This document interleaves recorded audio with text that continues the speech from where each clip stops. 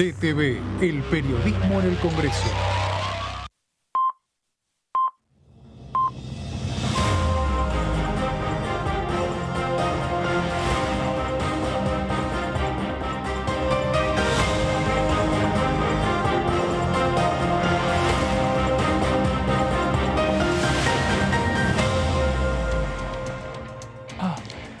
Buenos días, ¿qué tal? Bienvenidos a la primera edición de DTV Noticias, con toda la información del Congreso, con epicentro en la Cámara de Diputados. Y quien me acompaña hoy es ni más ni menos que Pablo Varela. ¿Cómo anda, Pablo? ¿Cómo anda, Mauricio? ¿Todo bien? Bien, una semana que parece que va a ser bastante tranquila, Sí. por ahora sin actividades, ¿no? Sí, exactamente, muy tranquila porque obviamente se entiende que está el feriado de Semana Santa o el fin de semana largo de Semana Santa y por lo tanto lunes, martes, miércoles la agenda se acota y hay no agenda por ahora, por el momento. Hay confirmada, sí, una reunión de la Comisión de Juicio Político para el martes 11 de abril con la continuidad del proceso contra los 4 jueces de la Corte Suprema, ¿no? Sí, ahí se va a retomar lo que tiene que ver con la Comisión de Juicio Político y me parece que también probablemente vaya a haber otras reuniones de comisión pensando en que puede haber una sesión el 19 de abril, un poco esa era la especulación en el oficialismo, obviamente con un diseño similar a la última en el sentido de todos temas acordados, todos temas consensuados y una aritmética muy justa, ¿no? Creo que el oficialismo no quiere exponerse ni se va a exponer a una derrota legislativa, por lo tanto habrá que ver qué otras comisiones se activan. Ahí se hablaba de la cuestión de los créditos UBA, se hablaba también de la cuestión de la ley agrobioindustrial. Bueno, veremos. También nos acompaña hoy Constanza Cotiviñas. ¿Cómo andas, Constanza? ¿Qué tal, Mauricio? ¿Todo bien? Bien, ¿y qué esperas vos? Para esta semana poco. Poquísimo, sí. ¿Para la que viene cuáles son tus expectativas? Bueno, creo que en principio retomar el debate de juicio político, definitivamente. Creo que esa va a ser el puntapié acá en la Cámara.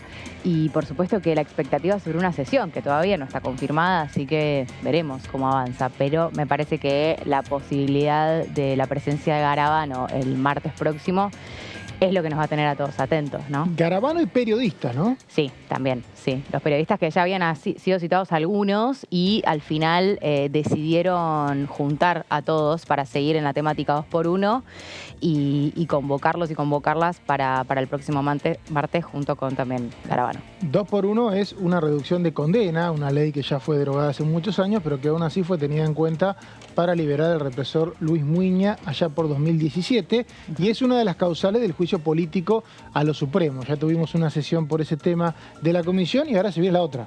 Sí, claro. De hecho, creo que con esto no sé si terminarían de citar a todos quienes por lo menos tenían expectativa, ¿no?, de que estén, porque recordemos que fueron citados en su momento también, por ejemplo, Fabián Pepín Rodríguez Simón, que bueno, también está prófugo de la justicia, así que no se presentó, el senador Torello, es decir, hubo varias... Torello dijo que no porque es senador. Sí, por los fueros mandó una carta.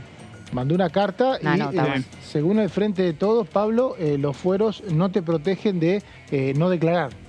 Sí, aparte hay que entender que está, digamos, sería un testigo. Están citando lo que son los testigos, que uno entiende que pueden prescindir de presentarse, en todo caso, el presidente, la vicepresidenta, los gobernadores, pero no alcanza eso a un senador que está, de vuelta, siendo citado en calidad de testigo para dar su testimonio, para exponer ante la comisión, pero no está siendo investigado ni está siendo imputado de ningún delito o función errónea como funcionario público. Entonces, claro, bueno, lo que dijo la presidenta de la comisión, Carolina Gaylar, es que los fueros te protegen de arresto y también te permiten decir cualquier cosa sin ninguna consecuencia, pero no te privan de ser testigo. Claro. Te tenés que presentar. En realidad la discusión iba en parte por lo que dijo Carolina Gaylar, que vos recién mencionabas, de cuál era el alcance en realidad de los fueros, y se hizo como un detalle muy minucioso sobre ese punto, y también lo que manifestaba el senador, que era que, claro, como la Cámara como el Senado después va a hacer, que ya sabemos que no va a ser porque no están los números suficientes acá en diputados, o que en lo que por lo menos en el corto estimamos, plazo. claro, por lo menos no ahora, ellos tendrían que funcionar el Senado como la Cámara acusatoria, entonces, como jueces, perdón. Entonces es lo que utilizó el senador como fundamento, además de los fueros, para justamente, bueno, justificar los motivos por los cuales no iba a convocar, a ser testigo. Claro, la respuesta del comisión. jefe del bloque oficialista, Germán Martínez, es, o sea que si hay un juicio político al presidente, todos los senadores no podrían opinar porque tarde o temprano van a actuar como Cámara, en realidad como Cámara de Juicio Político. Recordemos que lo que hace diputados es acusar, Así y es. el Senado lo que hace es el juicio. Hace 20 años que no tenemos esta escena acá en el Congreso, por ahí estamos desacostumbrados, y todos me parece que están aprendiendo un poco, ¿no? O por lo menos reaprendiendo lo que es el reglamento y lo que es el llevar adelante un juicio político. Sí, me parece que claramente no está esa gimnasia. Además, pensemos que hace 20 años atrás había cierto grado de consenso respecto de avanzar sobre lo que era la Corte Suprema menemista o llamada menemista, con un Néstor Kirchner que acababa de asumir, con un Néstor Kirchner que si bien asumió con poco porcentaje en términos de votos, fue construyendo su propio volumen o caudal o aceptación política, entonces se avanzó en todos esos sentidos en aquel entonces. Ahora, bueno, me parece que es otra Cámara, otras personas, otros diputados, diputadas y diputados, y bueno, me parece que esa gimnasia hay que adquirirla, ¿no? Como todo. Mencionabas, Pablo, créditos UBA. Sí. Todavía no hay una reunión nueva convocada porque se expusieron todos los dictámenes que hay, pero no tenemos certeza de qué podría llegar al recinto, ni siquiera hay un proyecto de consenso. No hay un proyecto de consenso, por lo que tengo entendido había dos grandes líneas y obviamente me parece que está centrada la cuestión en lo que es la fecha de corte, una fecha una fecha temporal, y además después cómo generar o establecer un nuevo índice, ¿sí?, para la actualización de los créditos. Recordemos que... O sea, sería en realidad un nuevo índice, y a partir de cuándo. Eso es lo que le llamás vos la fecha de corte. Gracias. Exactamente, ahí lo tradujo Mauricio perfecto. Y ese nuevo índice, calculo yo, en el oficialismo hablaban de un índice que se llama hogar, que está muy atado a lo que es la variación salarial. Y recordemos que UBA es una unidad de valor, y esa unidad de valor tiene adentro el IPC. El CER, el famoso CER con C. Exactamente, y recordemos también, creo que todos lo recordamos, y si no lo recordamos lo notamos cuando vamos al supermercado, en febrero la inflación dio 6,6, Claro. por lo tanto ese valor obviamente se va muy por encima de las posibilidades de muchas familias. Entonces, Hay 11 proyectos 11 que proyectos. están 11 proyectos, en pero trabajo, digamos, para justamente poder unificarse. sí. Esa es la idea. Obviamente todavía no hay fecha estimada para poder trabajarlo en comisión, pero la idea y lo último que se habló tenía que ver con esto, de tratar de unificar los criterios, porque hay algunos puntos en común. Por supuesto hay diferencias, pero Y la hay gran muchas mayoría está de dudas. acuerdo. De hecho, Sí. recién veíamos una nota que no la vi, la voy a ver ahora, que le hicieron a Martín Tetaz, el diputado de sí. Evolución Radical, que es fue promotor en su momento de los créditos UBA, cuando él en ese momento era columnista en Radio y TV, y dijo en la reunión de comisión, ojo porque con los salarios tan bajos como están, a largo plazo los salarios van a crecer más que la inflación. O sea que si quieren cambiar el CER por el CBS, o sea, el código en realidad es el coeficiente de variación salarial, pueden llegar a llevarse una sorpresa. Él pide que sea optativo, justamente. Es complejo, porque buscar un remedio a una enfermedad, a veces el remedio puede ser peor que la enfermedad. No sería el primer caso, ¿no? No, Bueno, ley de pasó alquileres. Iba a decir exactamente lo mismo. Pasó algo muy parecido con la ley de alquileres, con el debate durante todo el 2022, donde la gran mayoría de los diputados y diputadas estaban de acuerdo de que había algo que había que hacer, que había que mejorar, que había que modificar, que no estaba funcionando. Después apareció, ¿se acuerdan? Esta vuelta de rosca que le dio el Frente de Todos diciendo, bueno, en realidad no tuvimos el tiempo suficiente para la aplicación de la ley. Pero al principio estaban casi todos de acuerdo en que había que hacer una modificación sobre el proyecto. Y sin embargo... Hay dictámenes, todos los bloques tienen sus dictámenes de la ley de alquileres, pero nada cambió, sigue la ley sancionada allá por 2020 y pareciera que nada va a cambiar. No, parece que nada va a cambiar y ahí me parece que claramente hay... Bueno, es muy complejo. Obviamente que el telón de fondo grande es la inflación y la mejor legislación posible, digamos, tal vez no resista ante una inflación que te da 100% anualizado. Eso por un lado. Después hay dos grandes dictámenes o hay dos grandes líneas. hay dos dictámenes, pero quiero decir, más allá de todas las discusiones, el Frente de Todos fue por la opción de te doy beneficios impositivos, te doy beneficios fiscales, pero no altero lo que son los plazos y las actualizaciones y el esquema de actualización, digo, muy atado a IPC por un lado y a índice salarial por el otro. Del otro lado, Juntos por el Cambio, que había sondeado algún que otro acuerdo con otros bloques provinciales que después un poco se frenaron, bueno, estaban dispuestos a modificar esos plazos de actualización, esos plazos también de lo que tenía que ver con la variación del precio del alquiler. No están los votos, nadie se animó a bajar. No, y ahora apareció la opción de la derogación. Sí, en realidad También, siempre bueno, fue una eso- opción eso- de una eso parte de la siempre Apareció un oposición. poco más fuerte, Eso ¿no? siempre Un estuvo. pedido más concreto. Una parte de la oposición siempre buscó derogar, pero después no se animaron cuando empezó el debate, porque las consecuencias inmediatas de una ley nadie la sabe, una, Claro. una reforma. Entonces, esto quedó totalmente congelado. No sé si de este tema, pero seguramente de algún otro desde el recinto nos espera Gonzalo.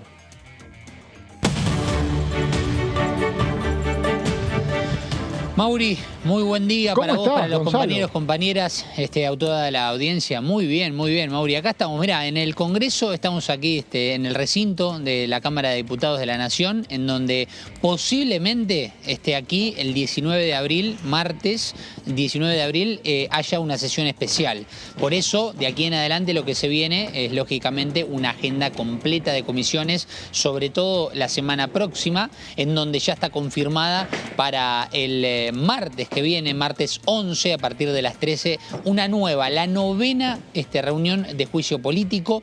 Pero fíjate vos, vamos a hacer un reaconto, Mauri, de cuestiones vinculadas a una época nefasta, ¿no? Oscura de nuestro país y que tiene vinculación con el 24 de marzo y también con la fecha reciente que acabamos de pasar, siempre con el recuerdo para los veteranos y sobre todo para los caídos de nuestra guerra de Malvinas. Recordemos, en la Cámara de Diputados se ha presentado el proyecto de Eduardo Fernández sobre el negacionismo para sancionar a aquellas personas que nieguen todas las cuestiones que estén vinculadas con la historia vinculada a esta época de la dictadura. El acuerdo de la Cámara de Diputados que encabezó la presidenta de esta Cámara, Cecilia Moró, con el Inca para proyectar la película 1985 en la explanada. La visita de Agustín Rossi, que tuvo como uno de los ejes principales y que tuvo que defender por momentos el jefe de gabinete sobre la cuestión de los 30.000 desaparecidos, vinculada también con este proyecto del negacionismo. Hoy tendremos a partir de las 17:30 una actividad en el Salón Delia Parodi, vinculada a los 47 años del golpe de Estado que organiza la Fundación Estracera junto con el diputado Sebastián Salvador de la UCR. Y además también le podemos sumar, Mauri, lo que ya tenemos confirmado para la semana próxima, que es el juicio político y en este caso con la misma temática que la reunión anterior, que fue el 2x1. Entonces hablamos de una agenda que está muy vinculada a todo lo que tiene que ver con la promoción de los derechos humanos, para no olvidar lo que sucedió, para recordarlo, para no repetirlo y sobre todo para respetar la historia y para que se cumplan con todas las sanciones necesarias para aquellas personas vinculadas a aquel momento y sobre todo también para que no se nieguen esos mismos. Por eso me parecía correcto hacer un repaso, un raconto de lo que estuvo sucediendo y de lo que va a suceder también vinculado con la actividad de hoy y la que vendrá la semana próxima, que por ahora, Mauri, es la única que está confirmada, pero sabemos que del 10 al 15 será una semana muy cargada de comisiones, pensando en la posible sesión que aquí, en este lugar, en el recinto, posiblemente tenga curso el martes 19 de abril. Fueron, creo, Gonzalo, 3.000 personas a ver la película 1985 a las escalinatas del Congreso. Se fue el sábado 25 de marzo, la película nominada al Oscar, que todavía está en salas de cine, creo, se está emitiendo, y aún así se pudo ver desde la Plaza del Congreso, que tiene como protagonista a Ricardo Darín, que hace de el fiscal e interpreta al fiscal Julio Estracera. Y hoy me decías que la fundación que homenajea al fallecido fiscal que tuvo a cargo el juicio a las juntas militares es la que va a hacer una actividad en el Salón Delia Parodi a las 19, ¿me dijiste? A las 17:30. A las 17:30 y que va a tener Exacto, y que va a tener la apertura de Julián Estracera, uno de los hijos justamente del fiscal, que va a estar presente en la misma, organizándolo en conjunto con el diputado Salvador, y que va a tener una de las presencias, tal vez la presencia política más importante, del ex vicegobernador de la provincia de Buenos Aires, Daniel Salvador, que va a estar presente justamente en este acto. Exactamente, exacto, Mauri, es el padre y va a estar presente. No solamente fue el ex vicegobernador, sino que además es parte de esta fundación que va a cumplir 4 años próximamente, esta Fundación Estracera, que hoy va a estar organizando en el marco de lo que es la promoción, lógicamente, de los derechos humanos, del recuerdo de la historia, para no negarla, pero para no repetirla, Mauri. Gonzalo, gracias, enseguida volvemos. Y miembro de la CONADEP, ¿no? Que fue... Aquí está. Perdón. Sí, me decías. No, miembro de la CONADEP, digo... Estás hablando de... Daniel Salvador. Daniel Salvador fue miembro de la CONADEP. Fue uno de quienes le entregó a Raúl Alfonsín en su mommo el informe que habían Es interesante redactado. Porque voy a escuchar hoy qué dicen, porque hay mucha bronca, hay algún chisporroteo de la UCR, porque la película Argentina 1985 de alguna manera deja en un segundo plano el rol político que tuvo Alfonsín, que había asumido como presidente en el 83 y 2 años después avaló un juicio a las juntas militares que había manejado el país. Entonces, por ahí la película no es muy explícita, o por lo menos no lo muestra en cámara siquiera, no hay un actor que interpreta a Alfonsín, sino una voz en off. Y el otro día el diputado Hernán Lombardi nos decía que también estaba enojado por los títulos finales, que confunde la cuestión de la obediencia de vida con los indultos, ¿no? Claro. O sea, así que hoy voy a estar atento a ver si se menciona algo de eso. Pero bueno, me parece que es un día de homenajes. Quien sabe de otro tema, que es el juicio político, es la Coti Viñas, como la bautizamos hoy. La Coti. ¿Te gusta la Coti? Chica de rojo. Está bien. Acá sí, dice chicos. Coti. Acá dice Coti, no dice Constanza, nada. O sea, para mí En son la la grilla Coti. dice Cotiviñas, así que estás ¿Qué totalmente tenemos, Cotiviñas? Vamos a repasar minuciosamente quiénes van a estar convocados a la próxima reunión de Comisión de Juicio Político. Algo fuimos adelantando, sabemos que esta semana es una semana corta aquí en todo el país, pero bueno, aquí también en la Cámara de Diputados, y por eso es que la próxima reunión de la Comisión de Juicio Político va a llevarse adelante a partir de la próxima semana, es decir, el martes próximo van a estar citados, ¿no?, los testigos, algunos de los que ya mencionamos, a partir de las 13 horas. Se continúa entonces con uno de los temas que tiene que ver con el 2x1, ¿no?, el fallo del 2x1 referido al caso Muiña, que bueno, fue aplicado a condenados por delitos de lesa humanidad. Reduce la pena, Coti. Recordemos un fallo que, digamos, el 2x1 se usaba para reducir a la mitad la pena por buena conducta. Era una ley que ya estaba derogada en 2017 y un fallo de la Corte, 4 votos contra 1, creo que no votó Lorenzetti nomás, le permitió a Muiña, que era un represor civil, la posibilidad de salir antes a partir de ese fallo, ¿no? Exactamente. Y también, digamos, contemplando esto que se definió también en una de las reuniones de la Comisión de Juicio Político, que tiene que ver con separar por temáticas, ¿no? Las reuniones, poder ordenarlo en ese sentido, sería la segunda que se va a llevar adelante respecto del fallo del 2x1. Después, todavía, por supuesto, ¿no?, falta un montón todavía, pero estaba estimado que se trate, por ejemplo, coparticipación. Así, con cada uno de los temas que puedan aglomerar, ¿no?, varios de los expedientes, que lo que buscan justamente es, bueno, investigar a los cortesanos y, en el caso puntual de esta comisión, bueno, llevar adelante el juicio político, en el caso de la Cámara, como acusatoria.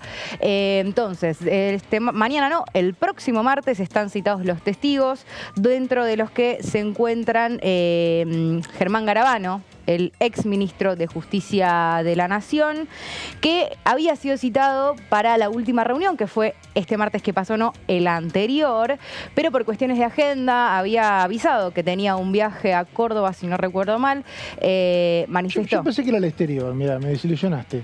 Mirá, no. Pensé que era el exterior, no había averiguado. Era más cerca. Era acá nomás, mirá. Y podía venir de Córdoba, 1 hora. Tan imposible era. Sí, ¿no? A ver. Aéreo.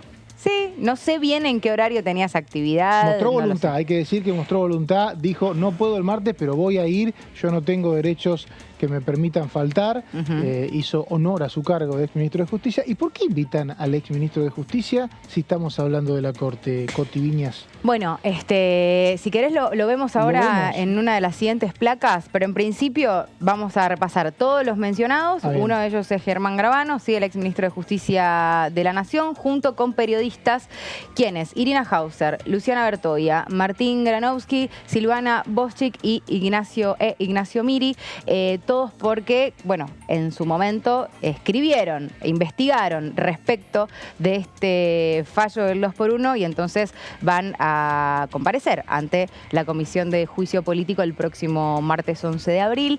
La idea es que puedan aportar siempre información. Sabemos, ¿no?, que quienes se dedican al periodismo y han escrito en este caso sobre el fallo del 2x1, poseen información que puede llegar a aportar para alguna de las hipótesis que tiene, en este caso, el Frente de Todos.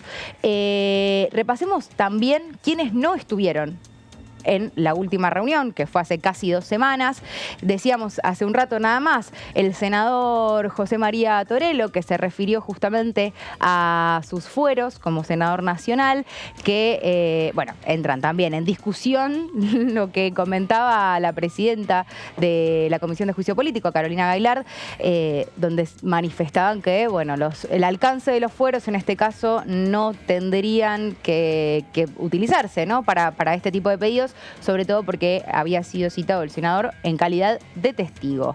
Luego también Pepín Rodríguez Simón, ex asesor presidencial de Mauricio Macri, que se encuentra prófugo de la justicia, recordemos también. Sí. También estaba cerca, pero no podía venir. Mientras se estaba dando la sesión, creo que la Corte de Uruguay dispuso que no podía tener carácter refugiado. Mientras se estaba dando la sesión. Los jueces uruguayos también, justo ahí, habían esperado 2 horas. Pero bueno, eso lo anunció en vivo. Sí, lo anunció en vivo la presidenta de la comisión, Carolina Gailard. Sí, claro. Sí, de hecho, bueno, ¿otro funcionario de viaje ahí también? Sí. Qué bárbaro. Y sobre Santiago Otamendi, no, por lo menos yo por el momento no tengo el destino. No, no sé todavía. Sí. No sé ni dónde estaba, fue, ni dónde fue, ni si va a venir. Era funcionario del Ministerio de Justicia, dependía de Gravano. Exactamente. Y a diferencia de Gravano, o sea, el ex ministro de Justicia, dijo, yo tengo que ir porque no tengo privilegios, y quien estaba a cargo de él, Santiago Otamendi, no sabemos ni dónde fue ni si va a volver. Sí, por el momento los confirmados son los que vimos recién en pantalla, es decir, Gravano y esta serie de periodistas y nada más. No sé, todavía no tenemos la información confirmada de si habrá alguna tercera reunión sobre la temática 2x1 donde puedan quizás volver a citar a Otamendi. Es una posibilidad. Quedó pendiente el fiscal Stornelli, ¿no? Bueno, pero el fiscal Stornelli envió documentación por la cual él cree que puede declarar por escrito. En el caso de Otamendi no sabemos nada. No. Por ahora. Y el abogado Maceo, un abogado de La Plata, que por su vínculo con el ministro de Seguridad de la ciudad, Marcelo de Alessandro, fue citado y él directamente se declaró en rebeldía. Dijo que no iba a ir. Recordemos que el reglamento de la comisión permite ir a buscar por la fuerza a los testigos que no quieran declarar, salvo que tengan fueros, como el caso de un fiscal, ¿no? Exactamente. Ahora sí llegamos al momento esperado de por qué citan a el ex ministro de Justicia y Derechos Humanos de la Nación. Me saco la bronca porque a mí siempre me lo hacen cuando hago la columna, entonces ahora voy a espolear a todos. Bueno, a ver, se trata de una de las hipótesis que maneja el oficialismo que está llevando adelante este juicio político a la Corte. ¿Con qué tiene que ver? Bueno, la ex jueza, ex ministra de la Corte, Elena Hayton de Nolasco, que ella supuestamente habría votado el 2x1 porque arregló... Qué fuerte esa palabra, che. Con el gobierno. ¿Arregló? ¿Cómo arreglar una Es una hipótesis. Es una hipótesis. Es una hipótesis, no lo estábamos dando por Pablo se tragó la saliva, Pablo Gano. No, es una hipótesis, es una hipótesis. Arregló, o sea, una jueza de la Corte arregló con el gobierno que el gobierno no apele una cautelar, ¿no? ¿Tengo entendido? para Exactamente. poder seguir siendo jueza pese a cumplir la mayoría de edad. Lo que pasa es que la palabra arregló puede llegar a tener una connotación especial. Tal vez es Bastante un diálogo institucional, sí, bastante fuerte. Tal vez es un diálogo institucional entre el ministro encargado del área y los cortesanos. Pero el ministro no le puede decir al juez de la corte qué fallo tiene que firmar. No. ¿O pasa eso? No sé, yo llegué hoy Sí, nomás, no, mirá. No a ver, debería ¿qué pasar. fallo? Claro, no debería pasar, como dice Coti. Yo creo que tienen muchos diálogos, muchos vasos comunicantes y probablemente un ministro de Justicia sepa de antemano cómo va a fallar o cómo va a expedirse un juez. Sí, obviamente. Bueno, por lo pronto, debe según pasar. Coti, porque acá me lo dice Coti, yo no sabía, hubo un acuerdo, Hubo un arreglo. hubo un No, presunto hay una arreglo, hipótesis. Un arreglo, claro, claro. Hay una hipótesis. Suena más feo todavía. arreglo. Horrible, Acuerdo, horrible. vaya al pase. Bueno, lo Este cambiamos. arreglo, ahora- Acordó con el... había acordado. Contame, Coti, hay algo que no termino de entender. ¿Por Sí. qué al gobierno de Mauricio Macri le interesaba el fallo 2x1? Ah, bueno, pero ¿tenés alguna hipótesis? No, al no sé respecto? nada, yo llegué hoy, imagínate, no sé nada. No sabes nada. No sé nada, contame. ¿Qué opinás? Ahora vamos a hacer un repaso, si querés, histórico. Breve, igual, chiquitito. Bien. Respecto de justamente lo que sucedió en el 2017. Y a Esta es la ver, hipótesis, recordemos, la hipótesis del Frente de Todos por la cual se lleva adelante el juicio político a los 4 jueces de la Corte. Una de las hipótesis es esta, de comprobarse, podría avanzarse en la acusación, ¿no? exactamente. Y claramente todos quienes fueron citados a esta comisión de juicio político, no siempre el oficialismo, el Frente de Todos, dice de antemano ni cuál es la estrategia, ni cuáles son todas las hipótesis que se manejan. En este caso se conoció, pero puede haber otras. Digo, son meramente hipótesis y lo que busca la Comisión de Juicio Político, que creo que de hecho fue algo que remarcó muchas veces en las reuniones, en las 8 reuniones que hubo hasta ahora la presidenta de la Cámara, dijo, nosotros estamos acá para investigar, buscamos la información, la recopilamos y en función de eso vemos a quién más podemos llegar a citar, que podría estar implicado o no, pero es una investigación. Lo que se hace es recopilar las pruebas. Entonces, por eso es que hablamos de una hipótesis, de una posibilidad de algo que el oficialismo estima que sucedió y entonces está buscando las pruebas pertinentes para ver si eso efectivamente pasó o no pasó.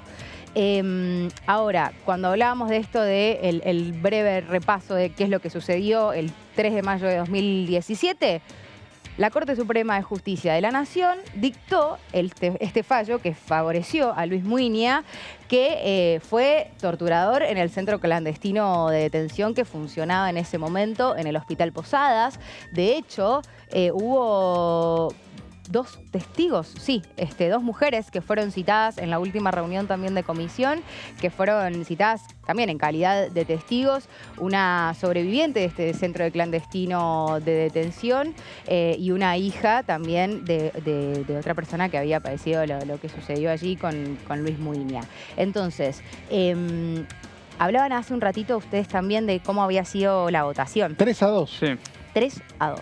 Entonces, ¿qué es lo que pasa acá? Cuando decías, bueno, ¿por qué? ¿Por qué? Porque el voto de Hayton de Nolasco habría sido decisivo en este sentido. Los 3 votos fueron Bueno, decisivos. sí, por supuesto. Pero en el caso de Hayton de Nolasco, si ella efectivamente quería seguir estando, ¿no?, en la Corte Suprema de Justicia, a pesar de haber cumplido los 75 años, es que podría existir esta posibilidad. 3 entonces de los 5 miembros votaron a favor de este fallo. Carlos Rosenkrantz, Horacio Rosati y Hayton de Nolasco, Elena, y en disidencia votaron los otros 2, es decir, Ricardo Lorenzetti y Juan Carlos Maqueda. Recordemos que Hayton de Nolasco ya no pertenece más a la Corte Suprema de Justicia Renunció en 2021. y esa vacante no fue reemplazada, ¿no? Porque creo que ni siquiera hay un pliego por parte del Ejecutivo para reemplazarla. Así, porque uno podría decir, bueno, el Procurador General en algún momento se envió un pliego, que fue el de Rafecas, que después, bueno, no prosperó. Pero hasta donde recuerdo, ni siquiera hay un pliego para reemplazar ese lugar que dejó Elena Hayton de Nolasco, que obviamente la Corte tiene que tener 5 miembros según la ley actual, así que estaría faltando una persona para para funcionar, ¿no? O para tener un funcionamiento correcto, no Sí, sé. es muy peculiar lo que está pasando, es verdad lo que decís, Pablo, porque nunca había ocurrido que el presidente ni siquiera envíe el pliego. De hecho, Cristina Kirchner envió varios pliegos, uno que Claro. se trató, que fue el del actual embajador en Italia, Cartés, que fue propuesto para ser juez de la Corte allá por 2014, y en 2015, poco antes de irse, Cristina, que terminó su mandato, presentó otras dos propuestas que no las recuerdo, eran dos candidatos a jueces, no recuerdo los nombres en este momento, pero sí la presentó. O sea, se entendía que la gimnasia de elegir un candidato por parte del presidente no tenía que variar, aunque después la negociación es difícil. Ahora, Alberto Fernández, a más de 2 años, Sí. o casi 2 años de la renuncia de Elena Hayton de Nolasco, ni siquiera presentó una candidata candidata porque se supone que va a ser mujer, Sí. para sucederla, ¿no? Eso la verdad que muestra la crisis política que hay, sobre todo entre el Ejecutivo y el Legislativo, la falta de dinámica que hay, ¿no? Sí, Sí. porque si después efectivamente los votos no están y no es posible lograr, ¿no?, los acuerdos necesarios, no significa, como decías vos, que no tenga que por lo menos enviarse. Sí. Una cuestión de negligencia grave. En este momento hay 4 jueces. Va a cumplir 75 años pronto Maqueda, creo que el año que viene Claro. cumple 75. Podría jubilarse y en ese caso tendríamos los votos justos. O Claro. sea, 3. los fallos deberían salir con la unanimidad, porque no podés hacer un fallo con menos de 3, así sea 4 o 5 o los que estuvieran. Y me parece que se viene una etapa de mucho con juez, ¿no? Mucho suplente, y va a ser complejo. Creo que la Corte está muy cerca de, no digo una parálisis, pero casi, ¿no? Sí. Y- Si efectivamente es el año que viene, no sabía que faltaba tampoco para que cumpla 75 Creo que el año que años, viene pensé que era el otro, cumple pero 75, sí. bueno, es inminente entonces. Tiene que haber una solución urgente para que esto se resuelva, mientras encima tenemos el juicio político que se está desarrollando, por lo menos por ahora y durante los próximos meses. Y tenemos, Y tenemos la parálisis del Consejo de la Magistratura, que Sí, bueno, desde que Rosati ocupa la presidencia, creo que se reunieron 2 veces, si no me falla la memoria. Y obviamente no solamente evalúa el accionar de los jueces actuales en funciones, sino que también es el que propone las ternas para que después el Poder Ejecutivo eleve esos pliegos al Senado. Así que me parece que hay está claro que la Argentina tiene una serie de urgencias tremendas, el dato de pobreza es angustiante, la inflación es angustiante. pero no tapa Pero otras la crisis obligaciones. institucional de la Claro. justicia es fenomenal, ¿no? Bueno, lo vimos también el último tiempo en función de lo que pasó en la provincia de Santa Fe y la urgencia y la celeridad con la que se trabajó en la Cámara de Diputados para lograr la media sanción del fortalecimiento de la justicia federal penal en esa provincia y en otros puntos más. Es decir, a veces sucede, ¿no?, que esta discusión se da y decimos qué es lo más urgente cuando tenés muchas cosas y muchas problemáticas que atender, pero existiendo un problema de narcocriminalidad tan serio como lo que sucede en la provincia de Santa Fe, ahí es donde te das cuenta de que esas cosas tienen que funcionar. No, aparte es un error de los últimos años, no pasaba eso antes, esa idea de que porque haces una cosa no puedes hacer otra. De hecho, el Congreso está dividido en comisiones y puede actuar una comisión y otra, puede actuar la Comisión de Presupuesto, puede actuar la Comisión de Justicia, de hecho lo hace. Por lo tanto, cuando un tema tiene parálisis, no es porque hay otra urgencia, sino porque no hay acuerdo político. No es cierto que no se trata una ley porque hay otra ley más importante. Claro. No se trata porque no hay acuerdo político. Si hay acuerdo político, de hecho, cuando asume un gobierno, y lo vamos a ver seguramente el año que viene, se trata todo junto. Ahí que siempre que asume adelantando que hay en cambio la de luna gobierno. miel, Estás adelantando que hay en cambio de el gobierno. primicia. así sea el mismo. De hecho, recuerdo 2012 que hubo reelección de Cristina Kirchner y en el Sí. primer año este Congreso no paraba de meter De leyes. sancionar leyes. Por lo tanto, no tiene que ver, no es que un tema obstaculiza a otro, se puede hacer todo en forma simultánea. Decía recién la COTI, le vamos a La bautizar. Coti. Me gusta lo de la. Sí, claro, yo nací en el interior de la provincia de Buenos Aires, Muy usábamos bien. artículos, menos, en donde nací yo menos, en algunas zonas se usaba más. Hablaba de la ley aprobada la semana pasada para cambiar el organigrama de la Justicia Federal de Santa Fe, que ahora depende del Senado, donde encima está muy complicado el funcionamiento, y que es una ley polémica también, porque si bien se entiende la urgencia de Santa Fe, son muchos los legisladores que dicen, ojo que mi provincia también tiene Sí. urgencias, y hay que invertir en una provincia y no en la otra. O sea, me parece que también por ahí un poquito pasó la demora, ¿no? Sí, sí, un poco la demora me parece que pasó por ahí. También lo hablábamos la semana pasada, estaba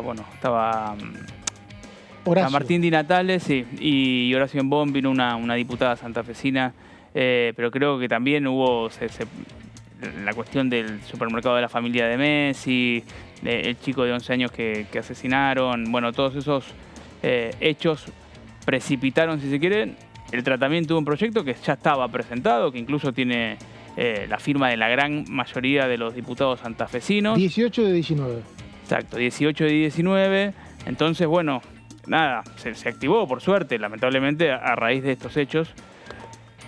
La verdad que, de vuelta, las urgencias de la Argentina son tantas y hay tantos agujeros a veces para tapar que es muy difícil. Por eso uno ve con mucha preocupación, ¿no? El estancamiento de la agenda legislativa, las dificultades que tiene el Congreso para arribar a ciertos acuerdos, temas que son productivos muchas veces, incluso a veces de salud, de educativo, digamos, temas que se podrían perfectamente Temas que abordar. están todos de acuerdo Sí. y están demorados simplemente por una incapacidad de diálogo o por alguna apuesta que hace por ahí un sector de que el Congreso funcione lo menos posible cuando haya elecciones.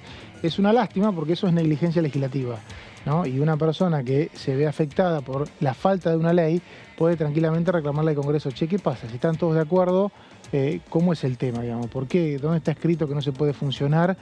Porque se pelean por un tema, ¿por qué no se puede sesionar por otro? No pasaba esto, y lo dijo Germán Martínez hace, creo que en diciembre, no pasaba esto hasta hace unos pocos años. No pasaba. O sea, había un tema complejo, bueno, quedaba cajoneado, pero inclusive hace más de 10 años existían las famosas sesiones ordinarias de calendario. Vos entrabas el miércoles acá y estaban con la libretita, el orden del día, sí, dictamen 3, dictamen 4, y ningún dictamen que tenía consenso se demoraba. Es una locura. Estuvo muy cerca de caerse recetas digitales en febrero. Con el consenso de todos los bloques, estuvo a un par de horas de caerse. Es que el problema, evidentemente, es un conflicto político que se cuela en las decisiones legislativas concretas. O sea, pasó el jueves pasado, digo, no hay mucho más que agregar, no pasó en esta Cámara, pero sí sucedió, donde evidentemente están todos de acuerdo y, bueno, siendo un año electoral y con las conflictividades que hay entre los diferentes bloques, no se puede avanzar en temas que tienen a todo el arco político de acuerdo en una misma línea. Bueno, quien estuvo el viernes hablando con Horacio Embón, el dueño de este espacio, es ni más ni menos que la diputada del Partido Obrero, si mal no recuerdo, Romina del Pla. Vamos a ver qué decía. Mira, nosotros lo que primero entendemos es que lo que tiene que tener un cambio urgente es para qué se usan los recursos. Y los recursos no pueden estar orientados... ¿Y eso no tiene que fiscalizarlo el Congreso, las legislaturas? Sí, pero yo no me refiero solamente al recurso del presupuesto de tal ministerio, de tal otro. Me refiero a la fuga de capitales, me refiero al pago, los fondos que salen para el pago de la deuda externa, me refiero a los recursos que se vuelcan en ciertas obras y licitaciones y que luego uno ve que por ahí la obra o digamos, dista mucho de estar terminada. Entonces, ¿a dónde los recursos hidrocarburíferos y energéticos? ¿Cómo se gestionan? ¿Por qué siguen en manos privadas? ¿Por qué las empresas de energía siguen en manos privadas y cortan la luz todo el tiempo? ¿Por qué se llevan el gas de vaca muerta de la manera que se lo llevan siempre las mismas empresas? ¿Por qué ahora el litio se lo están llevando y se lo van a llevar las multinacionales de siempre? Entonces, cuando yo me refiero a esa reorganización integral, profunda. Entonces, nosotros entendemos que hay que ir a una reorganización que es cada vez más imperiosa, porque vos no podés permitir que cuando tenés 18 millones de personas bajo la línea de pobreza, que resulta que los recursos que tenés se los lleven un puñadito de empresas para nada y porque no dejan prácticamente nada y en muchos casos incluso para utilizar esos recursos destruyendo bienes comunes y contaminando de todo, ¿no?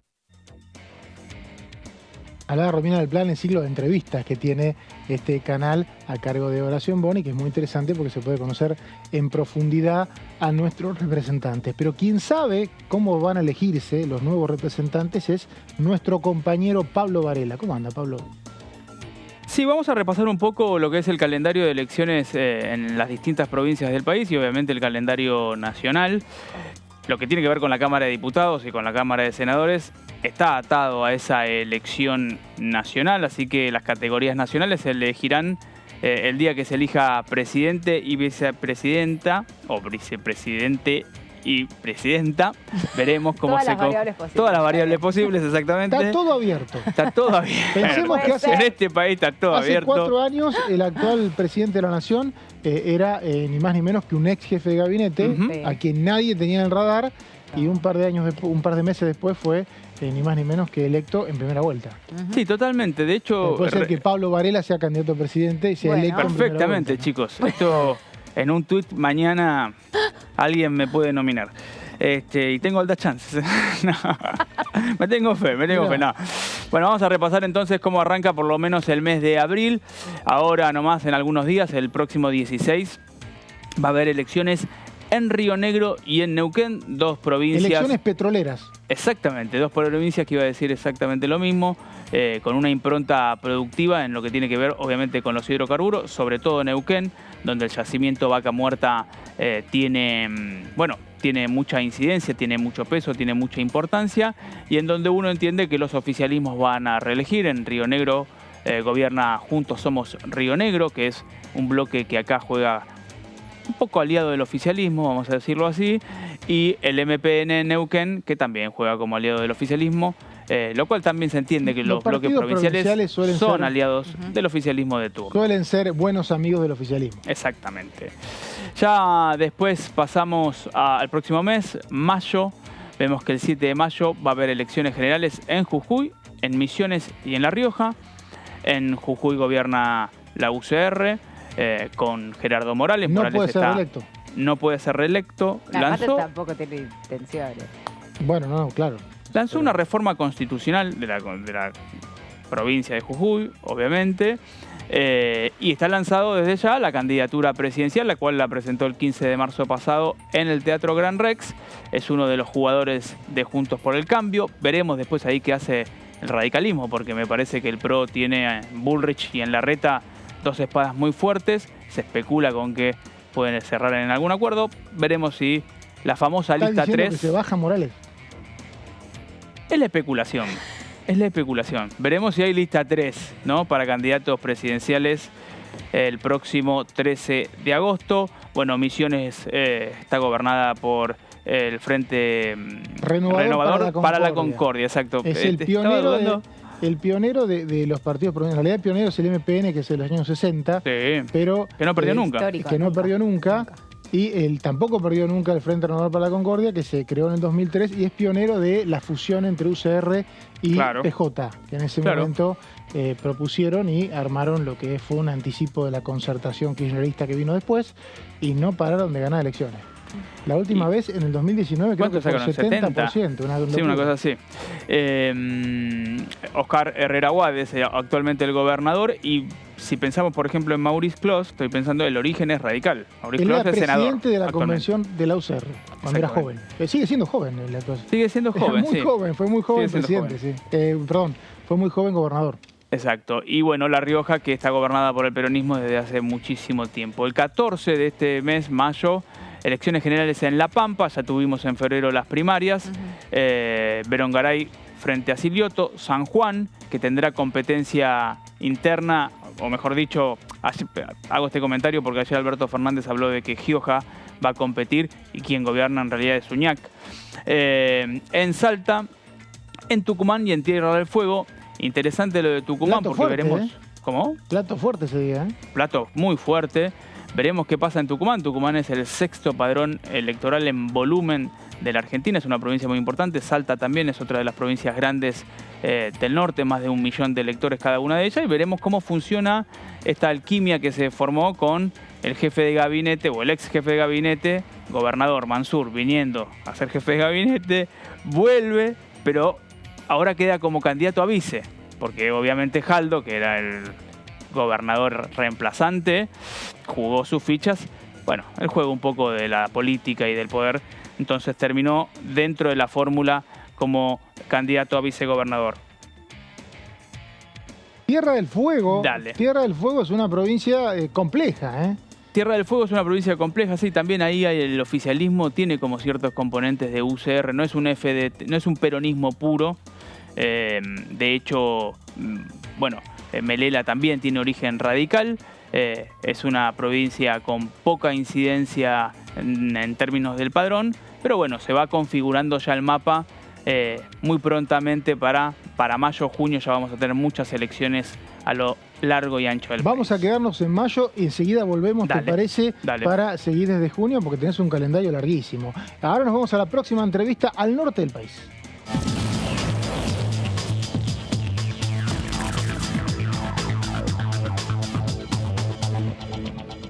Y el norte también es Corrientes, Corrientes, donde nos está escuchando el diputado radical, exministro de Agricultura de esa provincia, si mal no recuerdo, Jorge Vara. ¿Cómo le va, diputado?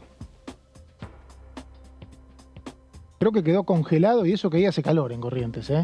Sí. Pero quedó totalmente congelado. O sea que no sería un Veníamos de problema, Tierra del no Fuego. sería un problema climatológico, Escuchó sería Tierra del Fuego La y se red. asustó. Claro, de internet. Es Jorge Vara, que seguramente va a estar enseguida con nosotros, uno de los referentes de la Comisión de Agricultura. Vi por ahí que por ahí hoy en este programa tenemos una columna de la Ley de Desarrollo Agrobioindustrial y me parece que va a ser interesante saber qué opina Vara, porque integra esa comisión y es otro de los proyectos, no quiero espolear a nadie, pero es otro de los proyectos que todos te dicen que están de acuerdo, pero no salen. Pero...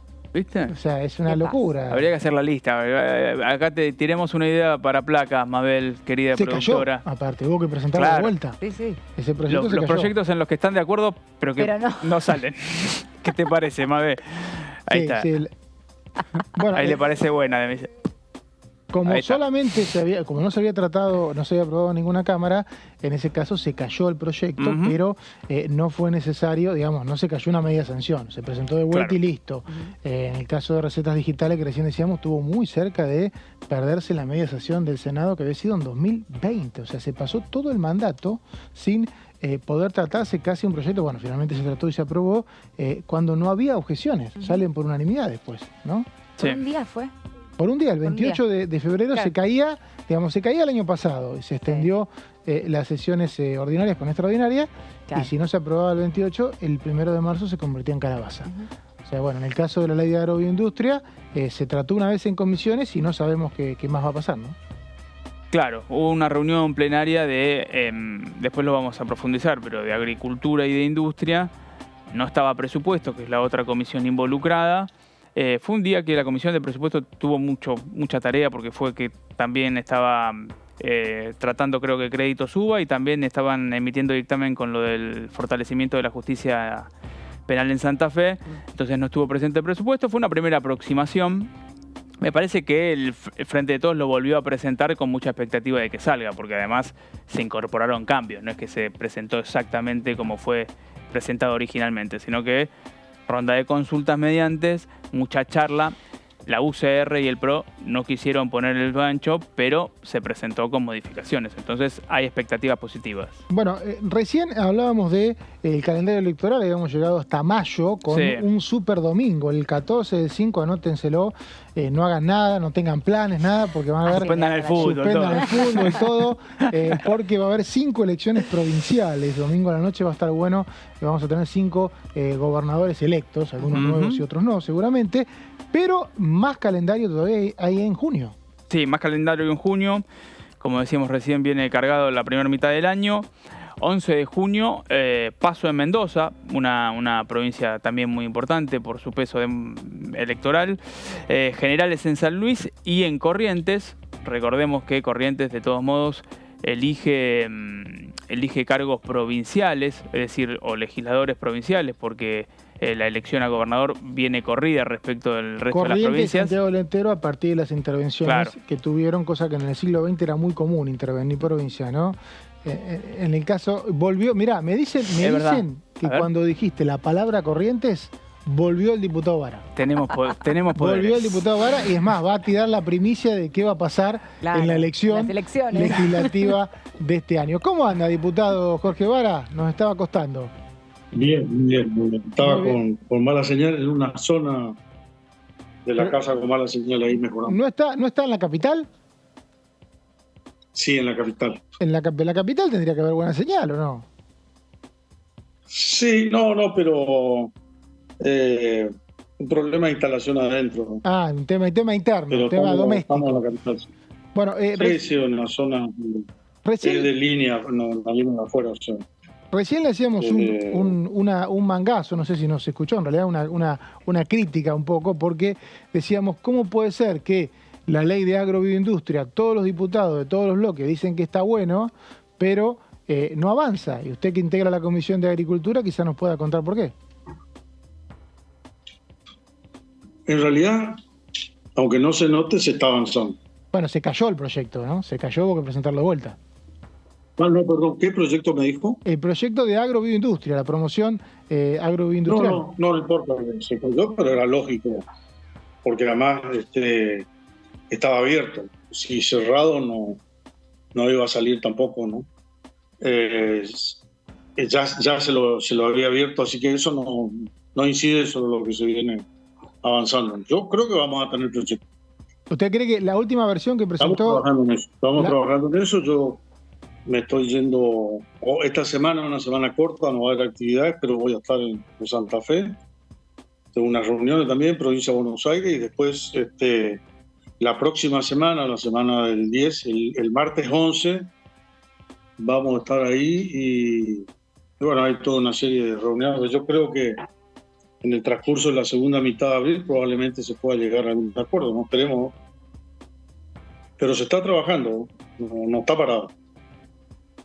Bien, diputado Pablo Varela lo saluda y le pregunto qué estaría faltando, qué puntos o qué aspectos de la ley, de lo presentado por el Frente de Todos ahora recientemente, son todavía discutidos. Mire, lo más difícil para ponerse de acuerdo es incidir. Volvió a congelarse justo cuando nos estaba por contar en qué se iban a poner de acuerdo. A la cuenta de 3 No decimos te la Y la verdad corrientes. que me quedé con una intriga que me lo va a tener que decir o en privado me lo va a decir. Claro. Me lo voy a mandar un WhatsApp. Nos estamos, lo más Esto- difícil ponerse de acuerdo en... Para vos, ¿qué va a decir? A ver, juguemos. Para ti fue lo más difícil o lo más fácil. Lo más difícil. No, lo más difícil. Lo más lo más difícil. difícil. ¿Para vos? Lo más difícil. No, lo más... Nadie se anima. No. No, para O ver lo qué más puede ser, déjame pensar. Lo más difícil Yo tengo es... el dato A ver. de que había problemas porque algunos diputados de Juntos por el Cambio querían incorporar una baja de Retenciones. las retenciones a las exportaciones en el proyecto. Y el oficialismo no quiere. No sé si iba a hablar de eso el diputado o iba a hablar de algo específico del proyecto, no lo sé. ¿No? Pero se ve que hay algo difícil, ¿no? Aparte de la conexión, ¿cómo referir? La conexión ponerse de seguro. acuerdo, la conexión. Tenemos una certeza, la conexión está difícil. Debe ser también por la lluvia, por algo de eso, ¿no? ¿Decís? ¿Qué crees? No sé, qué sé yo. Funcionando Estoy dando en ideas. función de la lluvia. Puede La ser. conexión se desacostumbró a la lluvia y Se ahora que volvió un poco desacostumbró, la precipitaciones con relativa normalidad, está... No, puede ser, Está fallando. sí, todos nos acostumbramos, la verdad que hacía bastante que no llovía como No, ayer. ayer se puso a llover a la noche y dije, ¿cuánto hacía que no me iba a dormir con el sonidito de la lluvia? Sí. Aparte todo el día, Golpeteando, hermoso, sí, de una. hermoso si están todos los desagües bien, ¿no? Ese tipo de Sí, cosas. Sí, ¿no? bueno, Y- sí, obvio. Sí, capaz estaría bueno que llueva en todo el país, ¿no? Que llueva en todo el país, algunas sí, zonas sí, en las zonas particular. altas de siembra, ahí es hermoso en serio, porque crece más, crece más a esos productos que exportamos y que ahora nos están haciendo perder algo así como 20.000 millones 20.000 de dólares. millones. 20.000 millones de dólares. Vuelto. Tranca. Wow. Todo por falta de lluvias. Correcto. ¿No? Bueno, ahora lo que me dicen es que Vara está todavía poniéndose de acuerdo con la conexión a ver si puede hablar con nosotros. Y mientras tanto, si les parece bien, nos vamos a una tanda, enseguida volvemos. Obvio.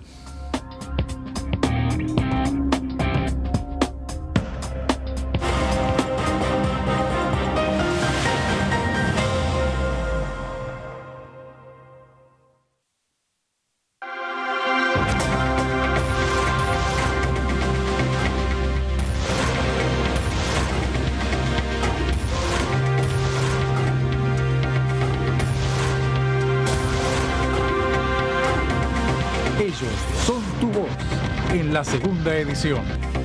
DTV, el periodismo en el Congreso.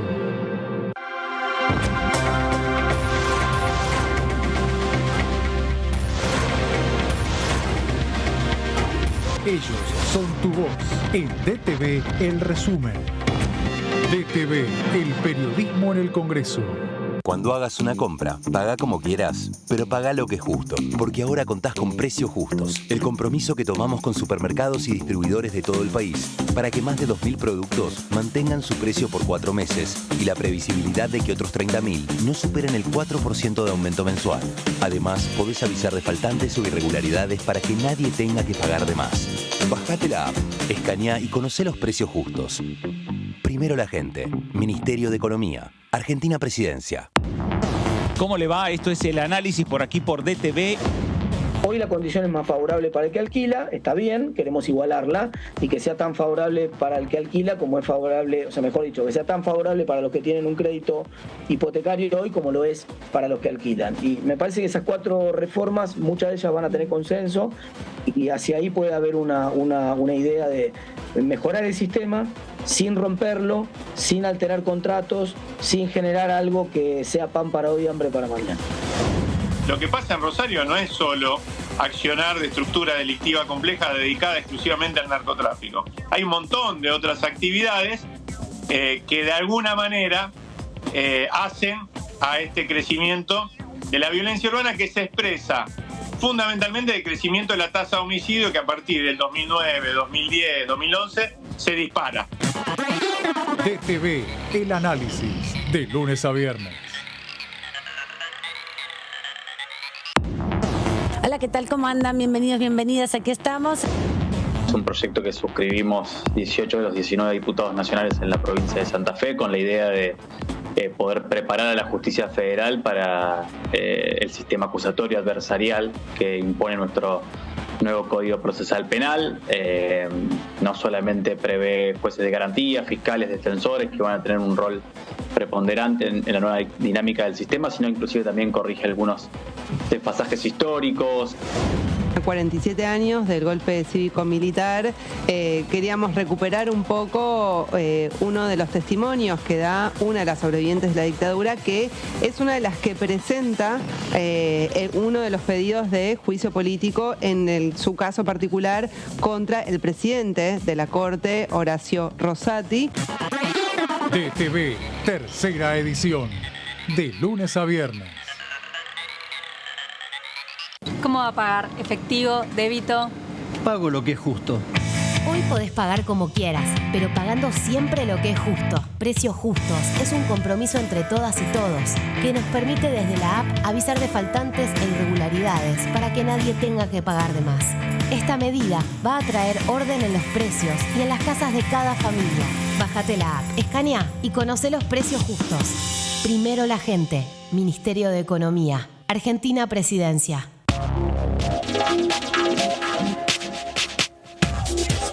DTV es información, diálogo, análisis. DTV es federalismo, pluralidad de voces, libertad de expresión.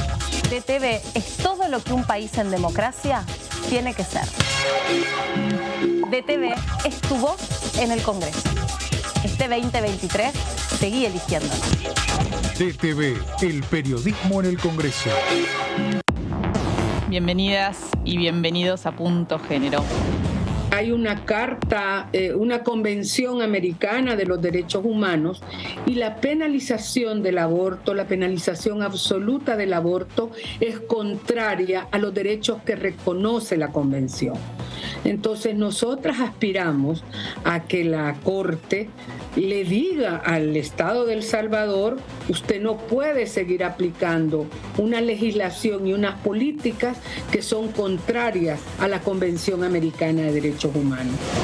Las personas con discapacidad estamos o invisibilizadas, a veces infantilizadas y otras veces consideradas como incapaces. Entonces, lo que no se termina de considerar, por eso es tan importante el decir somos personas con discapacidad, porque el ser persona indica que somos sujeto de derechos.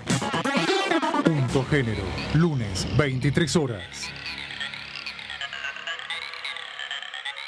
Exportamos bienes por más de 88.000 millones de dólares en 2022. Y detrás de ese dato hay un movimiento económico que llega a cada rincón del país. Primero la gente. Ministerio de Economía. Argentina Presidencia.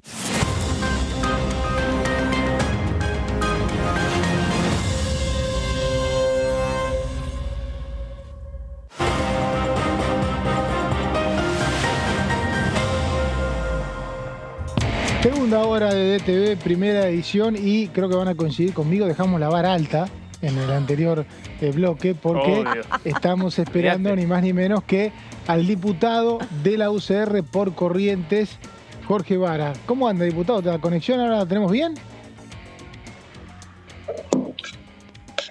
¿Me escucha, diputado?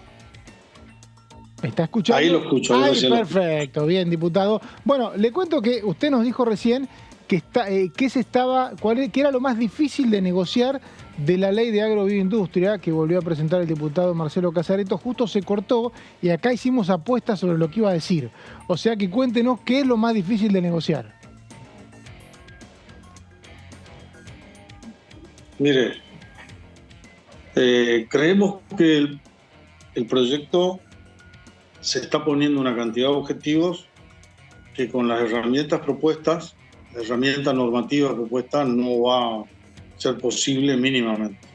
Entonces lo que no queremos es decir que a partir de acá vamos a incrementar en tanto las exportaciones y en tanto la generación de trabajo, etcétera, etcétera, con medidas que no se condicen, porque si no empezamos de alguna manera a ser copartícipes de esos errores de proyección o de visión, que simplemente eso, si consideramos que los objetivos no van con...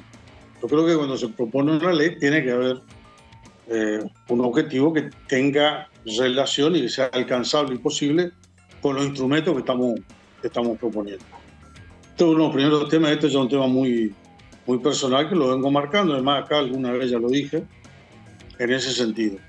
Lo que creo es que la norma no tiene elementos negativos que puedan generar algún tipo de daño, perjuicio o retroceso en lo que hace a la situación del sector. El mayor problema del sector hoy es, ustedes saben, la gran seca con la cual se está pasando. Las pérdidas van a ser fenomenales para el sector productivo en general y para las provincias y municipios vinculados a las zonas productivas y particularmente para la nación, en términos de recaudación y sobre todo de ingresos de dólares, que va a ser un problema. Eso no pasa por la cuestión por acá, nunca fue el objetivo, eso sí estamos de acuerdo, del proyecto de ley, pero me parece que para mejorarlo y poder aproximarnos mínimamente a los objetivos que nos estamos proponiendo con esta norma o conjunto de medidas incluidas en esta norma, creo que hay que mejorarla en algunas cuestiones y en eso estamos trabajando. Un poco alterado tal vez en el tiempo, un poco demorado en el tiempo por la misma agenda legislativa que viene complicándose con otras cuestiones. Coti le quiere hacer un par de preguntas. No estamos pasando por un momento del punto, aún así, en el ámbito de la Comisión de Agricultura y de la Comisión de Industria, que yo no la integro, pero sé y estoy al tanto y en conocimiento de cómo se viene avanzando, me parece que tal vez lento, pero se viene avanzando. No hay nada parado. O sea, todo está abierto y discutiéndose. Esta es una semana corta, pocos legisladores van a andar por allá. Yo voy a estar de paso porque voy para el interior de la provincia de Buenos Aires, y vamos a ir completando también reuniones con gente nuestra.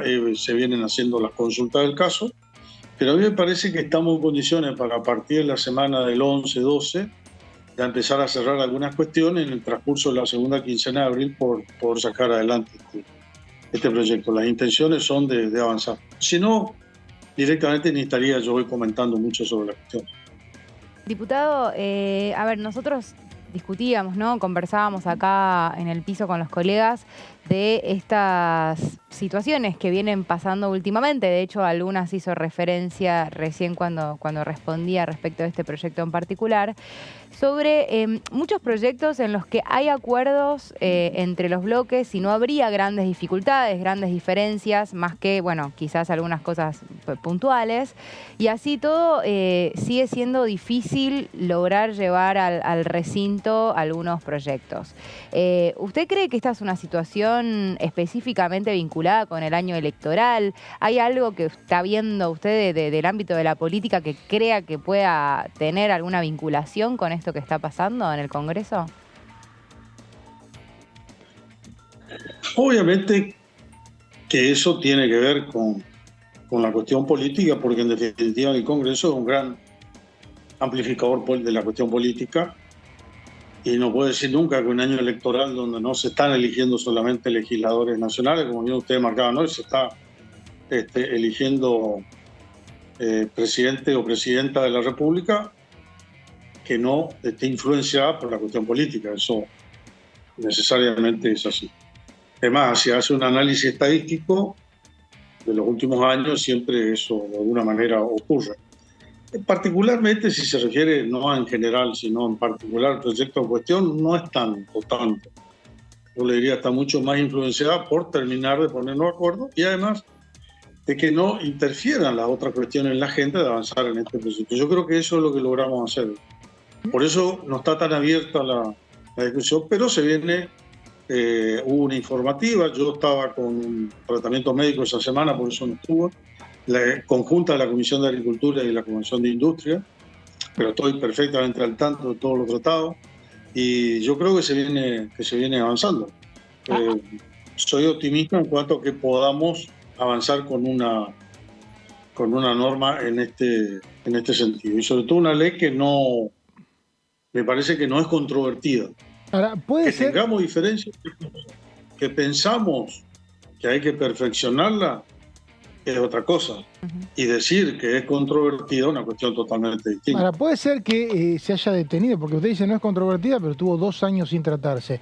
¿Puede ser que uno de los motivos haya sido el reclamo por una baja de los derechos de exportación? No, sí, hay una diferencia ahí, hay un planteo, por supuesto. Que no es parte de la ley, hay una ¿no? diferencia, Recordemos. pero no creo.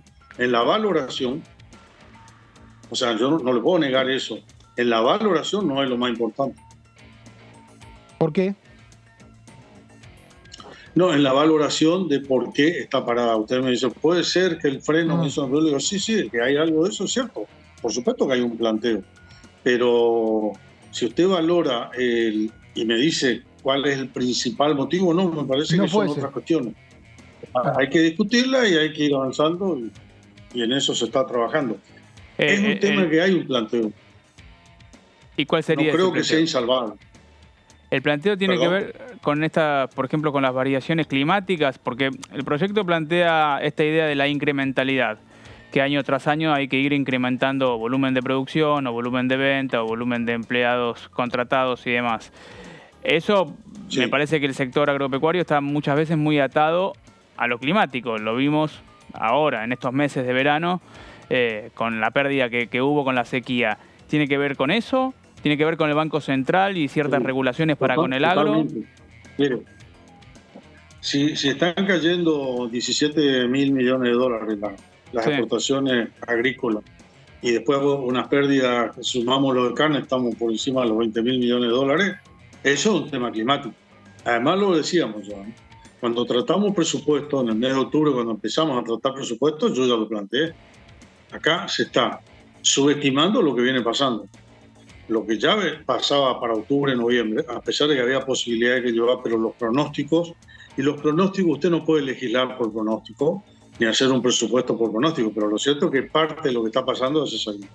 Nosotros para diciembre, fines de noviembre, que fue cuando tratamos presupuesto, yo manifesté abiertamente que las pérdidas van a estar por encima de los 10.000 millones de dólares. Lamentablemente son más.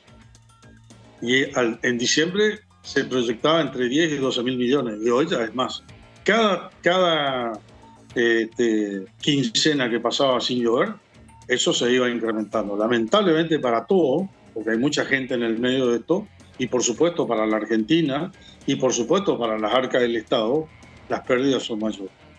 Pero ya no se puede sorprender que hayan pérdidas, y ya se sabía que iban a haber pérdidas. Pero quiero decir... y esto tiene que ver con la caída de producción. Ahora, damos un récord de exportación en el 2022, no fue un récord absoluto, pero fue un volumen importante por subida de precios.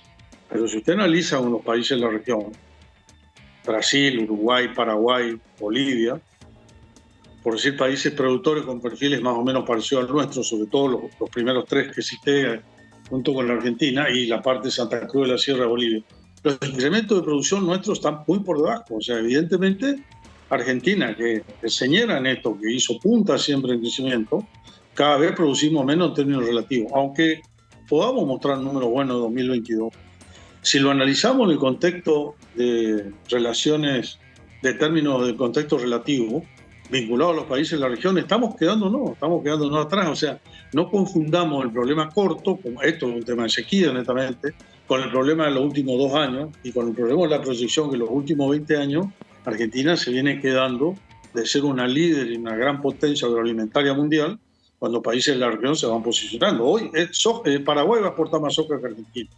Si usted hace 10 años me decía eso, es imposible. A Paraguay le falta mucho, sí, parece que no le faltaba tanto. ¿Y eso no lo soluciona esta ley? No. Pero esto no quiere decir que la ley sea mala, creo que ya dejé suficientemente claro, no vamos a sacar nada. Está claro. Ahora, cuando...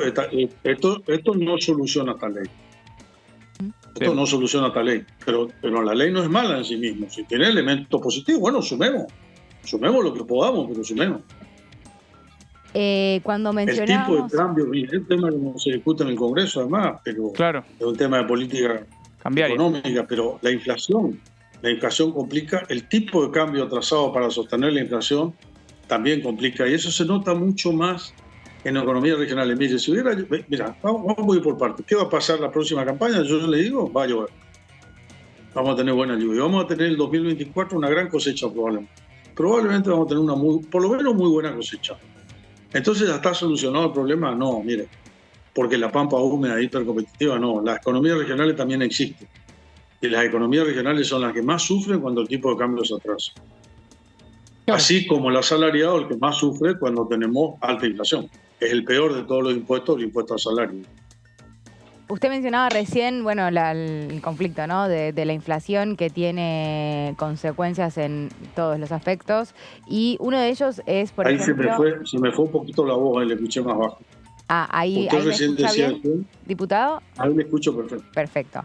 No, lo que quería era preguntarle por ejemplo, la discusión sobre los créditos UBA. Digo, cuando hablábamos antes y le mencionábamos esta charla que habíamos tenido antes acá en el piso, respecto de estos proyectos donde hay acuerdo, pero evidentemente cuesta un poco más poder llevarlos a tratamiento en el recinto.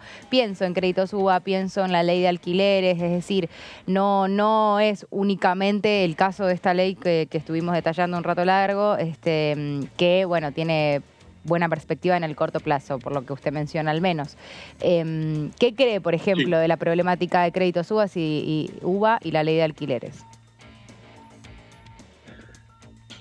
Los dos son problemas, y el crédito UBA, el problema es el crecimiento, el incremento salarial por debajo de la inflación. Entonces, si a usted se le ajusta por una curva y su ingreso va por otra curva, que hay que ver cuál es su ingreso, pero se supone que los que están con crédito UBA mayoritariamente están atados a un salario. Pero puede ser un cuentapropista, un comerciante, etcétera, y por ahí en la actividad que realiza no le va tan mal. ¿No? Pero el tema del UBA es el problema. Y esto ya ocurrió una vez. Esto ya ocurrió varias veces en la Argentina, particularmente a mí me tocó una vez. Y es un problema de la macroeconomía. Vuelvo a decir lo mismo acá. El tema clave, central en Argentina es solucionar el problema de la macroeconomía, estabilidad, etc. Se arregla este problema, aún antes de recuperar salario, a través, sobre todo eran créditos se habían dado mucho a través del banco hipotecario y de los fondos de la vivienda también, pero con fondos vinculados al hipotecario, como administradores de la fideicomiso del banco hipotecario. Se soluciona el tema pateando para atrás la deuda, estirando los plazos de pago, acomodando la cuota a la posibilidad de pago, es decir, al incremento salarial y no el UBA, pero no se alteró los contratos porque el resto se hizo una securitización donde las mismas garantías hipotecarias, las mismas hipotecas eran garantías, se colocaron bonos. Se volvió a congelar. Sí. En este caso, con los bonos de las garantías hipotecarias. Ahí estamos. Ahí vuelve, a ver. Pero se está complicando. Bueno, es difícil porque... por ejemplo, perdón. Sí. Se nos quedó las garantías hipotecarias, diputado. ¿Me escucha? La diferencia del contexto, ahí está. La diferencia del contexto es que usted tenía mercado de capitales. Estamos hablando del periodo de gobierno de Menem. Sí. Menem Caballo el 1-1. Después el 1-1 nos terminó matando un poco también, pero lo cierto es que había mercado de capitales. Sacaron los bonos, se vendió inmediatamente y con eso se financió lo que usted no podía pagar. La diferencia, el split que usted no podía pagar. Y se tiraron los plazos de pago y que por ahí le faltaban 7 años para cancelar, pasó a cancelar a 10 años, pero no perdió la vivienda. Una situación diferente es que haya un atropello y empiecen a surgir ejecutarse las hipotecas y baja el precio de la vivienda, que es lo que pasó en Estados Unidos y pasó en España, o Europa, creo, particularmente en España, con la burbuja inmobiliaria. Y las propiedades valían mucho menos que la deuda. Hoy no es la situación esa. Las propiedades están respaldadas por la deuda, o sea, la deuda es bastante inferior al valor de las propiedades. Lo que es una locura es que venga capital especulativo y se quede con esa vivienda y los chicos queden en la calle y tienen que salir a alquilar una pieza. Pero eso es lo que tenemos que tratar de propietario, disculpe, el que tomó el crédito... Un mercado de capitales funcionando normalmente. Eso es lo que le quería decir, porque mi reflexión va a decir sí o sí hay que solucionar el problema de la macroeconomía al costo que fuera, porque si no, así no se puede funcionar.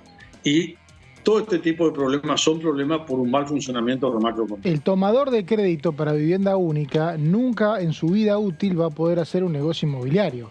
En tal caso, el que puede festejar es el heredero, que está pagando toda la vida una propiedad, si es que esto sigue así, y esa persona en realidad pasaría a tener una vida bastante difícil. Por eso a veces se toma el valor inmobiliario, me parece que se confunde, se toma el valor inmobiliario de propietarios de vivienda única. Hasta el sistema impositivo está pensado para que esa gente pague menos impuestos. O sea, ¿no debería tener una contemplación para cuando es vivienda única familiar? ¿No debería tener una contemplación cuando es vivienda única familiar en el caso de crédito SUA? Sí, puede tener. Lo que pasa es que lo que habitualmente siempre se hizo fue una licuación, a excepción de lo que yo le expliqué. Yo creo que lo que yo le expliqué se terminó saliendo mejor. Pero, insisto, había un mercado de capitales que salía y ponían los bonos y le respondían por esa cuestión. Pero la alteración de contratos hay que cuidar, es decir, respetar los contratos, si no, no podemos construir confianza sobre esa base.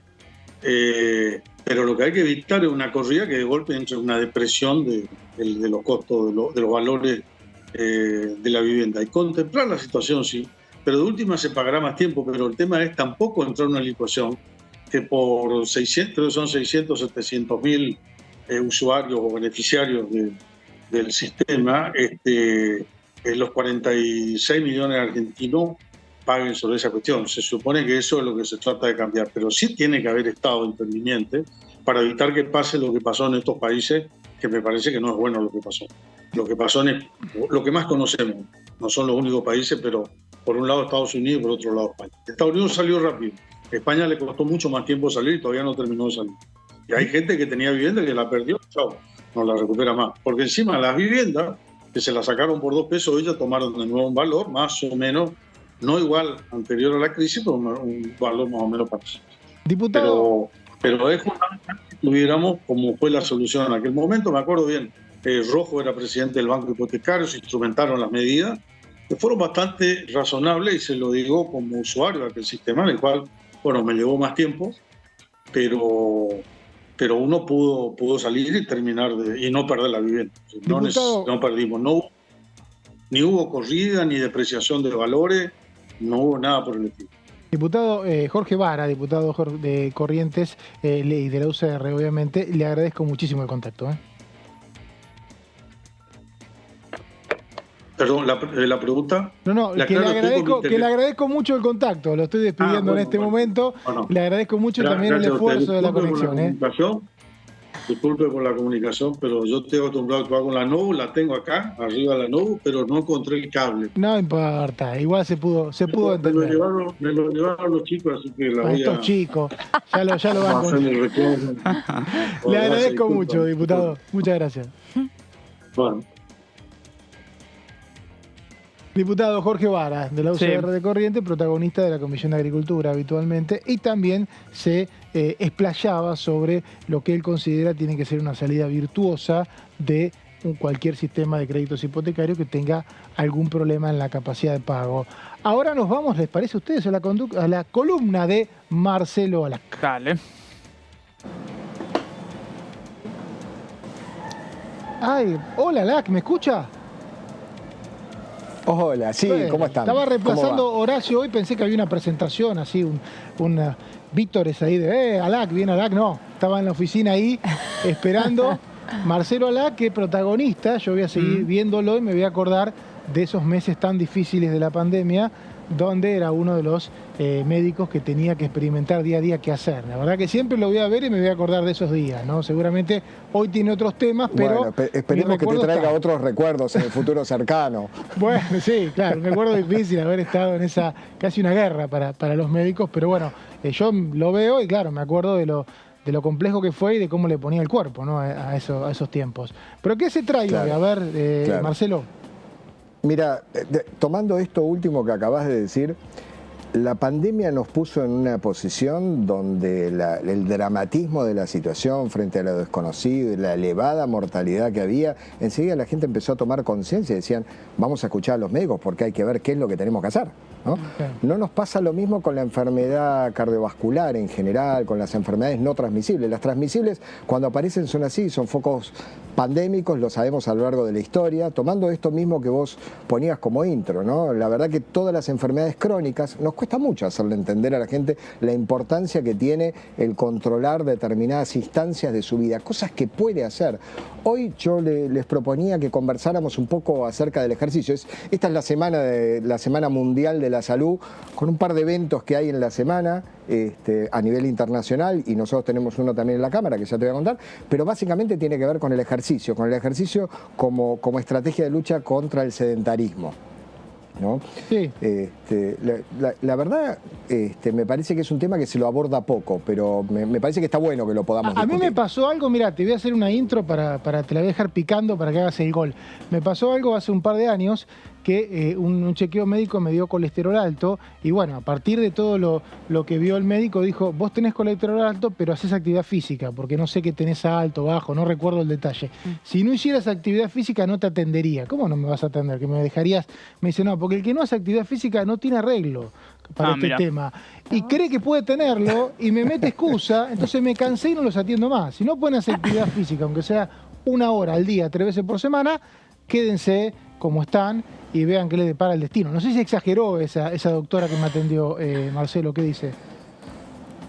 Mira, yo creo que en realidad, te voy a ser sincero, creo que cada consulta es distinta a otra. Yo no me gusta mucho esto de las plantillas para la atención en un consultorio, porque cada paciente necesita una instancia diferente. Para eso, yo muchas veces repito a los equipos de trabajo, esa es la diferencia entre un médico y un chat GPT, si querés, ¿no?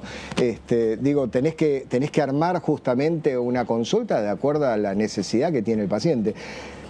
Yo tuve consultas donde el paciente, descreyendo completamente de la importancia de bajar su colesterol, terminé mostrándole algunas herramientas que aparecen en la plataforma web de trabajos que se hicieron, por ejemplo, con el score de Framingham, y le mostraba, mira, este es tu score de probabilidad de un evento duro, llámese un infarto o una ACV dentro de 10 años, si vos tenés el colesterol controlado o si lo tenés totalmente descontrolado como lo tenés ahora. Vos igualmente no tenías un valor muy alto por lo que me está diciendo, pero yo le muestro eso al paciente. Y eso a veces me permite decirle, mira, este es el motivo por el cual estoy haciendo esto. Más allá de que yo sé que el paciente va a confiar en mí, pero quiero mostrárselo con números crudos, ¿no? El controlar el colesterol es una de las herramientas. Prometo que en poco tiempo más vamos a volver sobre el tema, porque tratamos de tomar aquí adentro de la Cámara situaciones del ámbito internacional que las podamos volcar también acá internamente. Y colesterol, faltan algunas semanas, pero confía en mí. ¿Por qué el sedentarismo es lo peor? ¿Por qué el sedentarismo es lo peor? Mira, los estudios clínicos demuestran que vos podés tener distintas variables que provocan que la persona tenga una enfermedad. Antes decíamos factores de riesgo cardiovascular y que puede tener una enfermedad cardiovascular. La evidencia nos demostró que todos estos factores de riesgo, cuando vos no los controlás, aumenta la tasa de otras enfermedades no transmisibles, como por ejemplo el cáncer. Vos dirías, pero el no hacer ejercicio repercute. Sí, señor, repercute y mucho. Mirá. El tema es hacer un análisis estadístico que técnicamente se llama hacerle un multivariado, y en esa multivariación vos podés detectar qué factor de riesgo incide en sí mismo más que otro. Y, por ejemplo, todo lo que tiene que ver con sedentarismo tiene una incidencia enorme en lo que es la proyección de la calidad de vida. Vos acordate que cuando nosotros hablamos de salud seguimos tomando la misma gran definición que se tomó después de la Segunda Guerra Mundial, que es salud, es el completo estado de bienestar físico, psíquico y social, y no meramente la ausencia de enfermedad. Eso que repetimos casi como una definición de libro, de manual, y sigue estando vigente. El tema es que le fuimos encontrando distintas esferas sobre las cuales interactuar con ese concepto de salud, y este concepto subjetivo que tiene que ver con la definición misma, hoy lo podemos acompañar con otra esfera que puede ser la esfera objetiva, que es la medición de ese rendimiento, y darse cuenta que en un paciente como vos, volviendo al caso que me presentabas, yo no creo que no tengas que tener controles, creo que lo que termina sucediendo es que hay que hacer un control customizado, hecho a la medida de cada uno de los pacientes. Aparte de cuestiones genéticas, a mí me saltó algo genético, me dijo vos, no es que no te cuidás, porque es un tema genético, si no te cuidaras, no sé qué sería de tu vida, me dijo. Y tengo pacientes que ante una situación como la tuya me dicen que no quieren hacer nada. Yo digo, ¿qué tenés prisión? Me decía la doctora, ¿qué tenés prisión domiciliaria? Que no puede hacer nada, no puede hacer algo en tu casa, un tutorial de YouTube, algo. Pero bueno, es un tema el sedentarismo, ¿no? Claro. Una cuestión cultural, ¿no? Tocaste un tema lindo que es la probabilidad genética de que algo ocurra. En realidad, si uno habla de genética, así diría en forma genérica, lo filogenético es lo que te lleva a ir corrigiendo determinadas cuestiones. A ver, un bebé cuando nace, desde el punto de vista filogenético, aprende a trepar y a reptar solito. No necesitas darle demasiadas herramientas, lo hace naturalmente. En cambio, cuando vos le querés enseñar a correr, hay un cierto grado de coordinación y que tiene que ver más con lo ontogenético, que es lo que fuiste desarrollando por aprendizaje. Y creo que eso es lo que nos faltó siempre como sociedad, dejar el sedentarismo como, bueno, un problema de la gente que tiene algunos kilitos de más. No es así. El tener, vos no te olvides que nosotros venimos hablando mucho el impacto que tiene el sobrepeso y la obesidad en lo que es el desarrollo de la enfermedad cardiovascular. Esto que mencionamos, después yo tengo unas placas para mostrarles sobre cómo se calcula, para que recordemos bien cómo se calcula el índice de masa corporal. Bueno, sobre eso tenemos que actuar. No es lo mismo, no es lo mismo. Había algún escritor que, bueno, algo sabía de cómo transmitir mensajes, que decía, miren lo obeso que soy, fíjense lo frágil que estoy. Lo decía en Enrique IV Shakespeare, ¿no? Porque en definitiva lo que termina pasando, que ese sobrepeso, la falta de ejercicio, hace que la persona sea más frágil para contraer otras enfermedades, ¿no? Y te decía que después hay un tercer aspecto que tiene que ver con lo social. Y acá es donde se cuela definitivamente el trabajo. Es decir, desde el punto de vista laboral, hay muchas cosas que nosotros podemos hacer para que la persona tenga una mejor calidad de vida y que pueda corregir todas estas instancias. Por eso te decía, desde lo laboral nosotros tenemos que estar acompañando al trabajador y a la comunidad y tratando de que esto trascienda como un ejemplo, ¿no? Claro, no sé si quieren opinar. Sí, yo te quería preguntar, Marcelo, ¿cómo juega lo pulmonar o el oxígeno? Digo, porque nada, yo te he comentado, tengo un reemplazo de válvula y me hace mucho hincapié en mi médico en que corra, aeróbico. Está todo bien, los estudios está todo bien, pero anda a correr, anda a hacer aeróbico, caminar, bici, lo que sea, pero expandí tus pulmones, básicamente. Sí, eso es una pregunta muy interesante, porque te diría que el principal entrenamiento es cómo vos vas llevando ese doble producto de crecimiento, el doble producto que sería la frecuencia cardíaca multiplicado por la presión arterial máxima, y ese doble producto va creciendo progresivamente a medida que pasa el tiempo, hasta que llega un momento que eso se transforma en una curva, hace un punto de quiebre de ese doble producto y se transforma en anaerobiosis. El entrenamiento se logra cuando vos llegás al máximo o a una cifra submáxima, que se entiende como tal el 85% de tu máxima. Ahora te lo traduzco en números para darte ejemplos concretos. Calculás el 85% de esa cifra máxima, entonces vos decís, ahí la persona se está entrenando. Por eso a muchos pacientes nosotros les colocamos un reloj para ir midiéndole la frecuencia cardíaca, y eso es un monitoreo de qué tan bien se está entrenando. Es decir, el oxígeno que va incorporando, el oxígeno es nutrición para todos los órganos, y cuando vemos que esa frecuencia va aumentando de una manera progresiva, es fantástico. Eso es lo que hemos aprendido durante muchísimos años. Ahora, hay un detalle de estas dos preguntas, tomando las dos preguntas que ustedes me hicieron. Antes se le solía decir a la gente, te estoy hablando hace 20 años más o menos, le decíamos a la gente, bueno, tenés que hacer ejercicio 3-4 veces por semana, 30-40 minutos, ¿no? Entonces, si no hacías eso, estaba todo mal. A ver, había que forzar muchísimo el ejercicio. Gracias a Dios, con los años aprendimos que si la persona hace menos cantidad de tiempo y lo fracciona en distintos momentos de su semana, eso también sirve. Eso es muy interesante como concepto. Entonces está bueno que la persona quizás, un día no puede hacer 30, 40 minutos juntos. Hace 15 minutos de cinta o de bicicleta o sale a correr porque tiene que cumplir con un trabajo y no puede levantarse tan temprano, y con que haga 15 y después haga otros 15 en otro momento y otros 15 en otro, va llegando a los más o menos 45 minutos de tiempo. Es decir, el ejercicio de manera sumatoria tiene un beneficio para la salud. ¿Sí? Ahora, doctor, ¿usted cree que hay un factor cultural que también esté vinculado? Como pienso en nosotros, argentinos, que estamos acá, no sé bien cómo será en otras culturas, pero si existe algo, ¿no? Que quizás también colabore a esta falta de ejercicio, sedentarismo entre los argentinos y argentinas. Sí, definitivamente yo creo que el factor cultural es esencial. Recuerden que hace pocos días estuvimos hablando de obesidad, sedentarismo, sobrepeso, obesidad. Son todas instancias a las que se llega por una cuestión el problema es multidisciplinario, por lo tanto el abordaje tiene que ser multidisciplinario, y muchas veces se lo asocia con los momentos de ocio, no se lo asocia con una instancia de salud donde la persona se está cuidando. Yo te doy un ejemplo muy concreto con respecto a esta pregunta que está muy buena. Hace muy poco empezamos a hablar de un concepto que se llama VILPA, que es por la sigla en inglés, es actividad física intermitente por estilo de vida vigorosa, ¿no? Es decir, ¿qué quiere decir esto? Aquella persona que, por ejemplo, y esto lo hablamos muchas veces con los pacientes, solamente que ahora lo tenemos demostrado, hay evidencia clínica que lo demuestra el impacto que tiene, que ahora les cuento.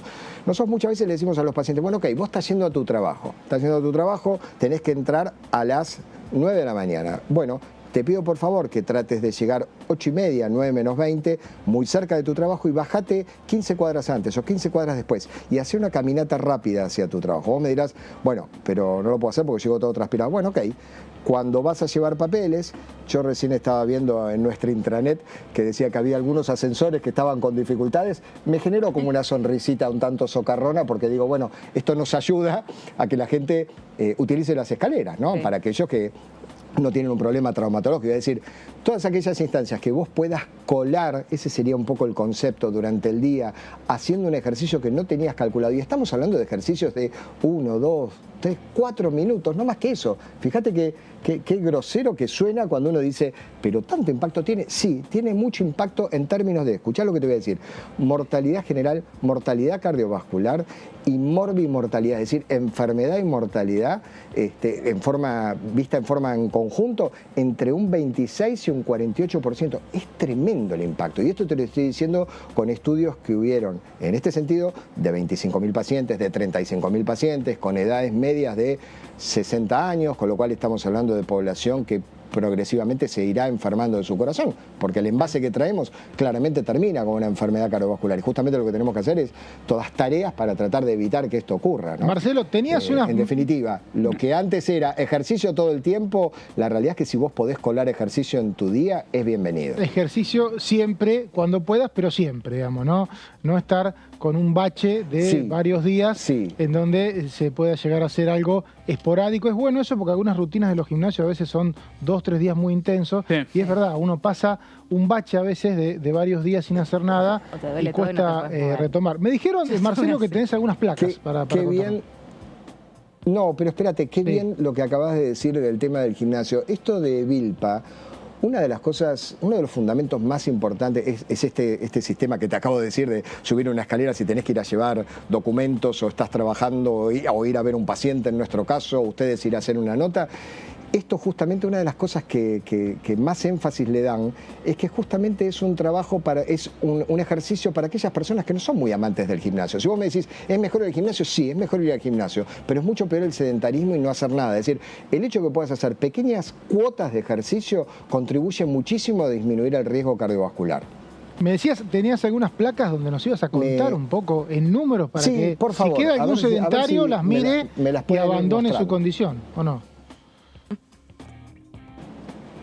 Sí, esa es la idea, tratar de hacerle comprender a la persona que está con algún problema de salud que justamente estas 3 esferas que ustedes están viendo en la imagen, justamente convocan estos 3 escenarios que yo les decía, ¿no? La definición clásica, arriba a la izquierda, después tenemos la definición de cómo lo podemos mensurar, ese ejercicio, y cómo le podemos ir haciendo pruebas a la persona. Yo ahora les voy a contar un evento que tenemos pasado mañana miércoles aquí dentro de la Cámara, y un tercer escenario que tiene que ver definitivamente con la intervención del trabajo en esto.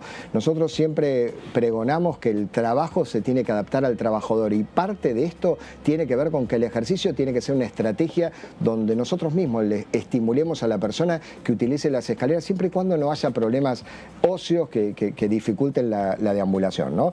Si les parece, podemos movernos a la placa siguiente. Lo que les pido es que ustedes me vayan avisando. Ahí la tenemos, ahí la tenemos. Placa donde explica el índice de masa corporal. Ok, esto simplemente para que lo tengan documentado, esto ya lo conversamos, y es muy importante que esto cada uno haga su propia medición del índice de masa corporal. Lo normal es hasta 25, que es peso sobre talla al cuadrado, ¿no? Cuando estamos por encima de 25 estamos hablando de sobrepeso y obesidad. Eso es simplemente para que lo tengan documentado. Y vamos al siguiente, que es algo que a mí me interesa mucho compartir con ustedes. Esto tiene que ver con cuál es la prevalencia del sedentarismo en la Argentina. Fíjense qué interesante, fíjense que ahí habla de lo que es la actividad física baja. Está demostrado que las personas que tienen una actividad física baja comparado con quien hace ejercicio regularmente, tiene una probabilidad de enfermedades no transmisibles, llámese diabetes, cáncer, enfermedad cardiovascular, enfermedades respiratorias, un 20-30% superior a la población que se entrena. Es decir, no es algo menor. Es un montón. Y lo otro que está documentado, todavía hablando de... ¿Perdón? Es un montón. 20-30% es un montón. Es un montón, es tremendo. Todo por no hacer nada. Pero déjame que te dé otro signo de alarma. Yo te voy a dar otro signo de alarma, que por ahí nuestra población, también tenemos una población adolescente, pero estamos hablando de adolescentes de verdad, no adolescentes de 40 que a veces vemos, ¿eh? Te digo, una población adolescente que tiene una tasa de ejercicio baja, se estima que es cercana al 80%. Es un fenómeno nuevo, Marcelo, es interesante, es un fenómeno nuevo. Los clubes, a donde todos íbamos, en mi generación, yo tengo 40, acá Pablo debe andar por ahí, Noscoti creo seguramente más chica, somos una generación que iba a los clubes y hacía de todo el tiempo, y hoy están pobladas por las mismas generaciones nuestras de 40, y los chicos no van, son más amenos a la música, a las cuestiones artísticas. Está bien que haya un cambio de tendencia, no es tan grave, pero hay que cuidar la salud. Sí, porque lo que pasa es que, a ver, que vivimos un cambio de era, es clarísimo, la era digital tiene beneficios enormes, pero también tiene estas consecuencias, es decir, cada vez la gente se ejercita menos. Antes decían, esto es un tema cultural. Sí, claro, también es un tema cultural, por esto mismo que vos decís. En el club seguimos siendo los mismos socios viejos, los que reclamamos un espacio para poder seguir practicando deportes, y por ahí no se ven los más chicos, ¿no? Fíjate en esta misma placa lo que es el crecimiento del sedentarismo en toda esta población. Estamos llegando a cifras realmente importantes. Estamos hablando que 2/3 de la población realmente no se ejercita. Entonces, lo que te estoy mostrando acá es la encuesta nacional de factores de riesgo. ¿Dos terceras partes de la población de este país no se ejercita? Es muchísimo. Yo preguntaba si había algo cultural muy baja. Y había otros modelos, qué sé yo, digo, de otros países, digo, es raro, es mucho. Claro, yo que transito por la ciudad de Buenos Aires. No es solo de la Argentina. No es solo de la Argentina, es un fenómeno mundial. Es un fenómeno mundial, ¿no? Es tremendo. Esto es la encuesta nacional, esto que le estoy mostrando es a nivel nacional. Por eso, tratándose de un programa que tiene una difusión desde La Quiaca hasta Ushuaia, me parecía importante mostrar la encuesta nacional de factores de riesgo. Ahora, si me decís, ¿hay zonas donde esto es mucho más complicado? Sí, claro. Las zonas urbanas pueden tener su atractivo en algunas cuestiones, pero también se vio una cierta tendencia. No dio estadísticamente significativo como para que el ser urbano tenga más dificultades en términos de ejercitación con respecto a la persona que vive en el ámbito rural. Pero bueno, eso será cuestión de tiempo y aumentar el N para poder demostrarlo, ¿no? No, pero aparte lo que se está viendo, Marcelo... Me parecía importante. Marcelo, se está viendo en los deportes, ya los deportes olímpicos o los profesionales, mucha presencia de personas de las provincias y muy poca de las zonas más urbanas del país. De hecho, creo que el último plantel campeón del mundo de fútbol tiene un solo jugador nacido en la ciudad de Buenos Aires, algunos en el Gran Buenos Aires, pero y ni hablar los deportistas olímpicos, son todos de provincias interior, donde se sigue teniendo la cultura de salir, de encontrarse con el espacio, con el aire libre, con la naturaleza, y en las zonas urbanas, encima que es caro, se está reduciendo un poquito, ¿no? La actividad deportiva. Sí, sí, totalmente. Está bueno esto que estás remarcando, porque en realidad nosotros tratamos de imprimir este concepto, tratar de transmitirlo a la población para que haga cosas que son fácilmente corregibles. Yo no le estoy pidiendo a una persona que está en vías de hacerse una artroscopía de rodilla por un problema de sus meniscos que suba por la escalera, sube y baje por la escalera. Pero hay mucha otra gente que yo las veo en condiciones y cuando están en la cola del ascensor digo, vamos, dale, un poco de onda y de fuerza, es fuerza de voluntad hacerlo. Después se trata de algo que ya lo haces de rutina y gracias a Dios nuestras escaleras, que no sé si vieron que están ploteadas en muchos sentidos y uno puede leer mensajes para favorecer la salud, justamente lo que tratan de apuntar es usar la escalera, ¿no? Todo lo que puedas. A ver, yo no digo la persona que trabaja en el piso 12 todo el tiempo, pero seguramente esa persona que trabaja en el piso 12 va al quinto y sube al séptimo. Bueno, todas las veces que se pueda, eso suma como ejercicio. Y suma mucho. Y la actividad física, como decías, todos los días unos minutos, todos tienen tiempo, que es lo que me decía esta doctora que me atendió, es mentira que no tienen tiempo, es algo que estén presos en la casa. Y ella decía, cuando yo los tengo presos en la casa, porque si no pueden salir nunca, evidentemente tienen prisión domiciliaria, les recomiendo tutoriales. Y tampoco quieren. O sea, hay gente que tiene un rechazo y obviamente tiene una gran posibilidad, 20-30% de tener enfermedades no transmisibles solo por ese rechazo a la actividad física, ¿no? Sí, totalmente, totalmente. Y justamente porque ese grupo poblacional que se resiste a hacer ejercicio lo tiene incorporado como ocio y recreación y no como una indicación médica.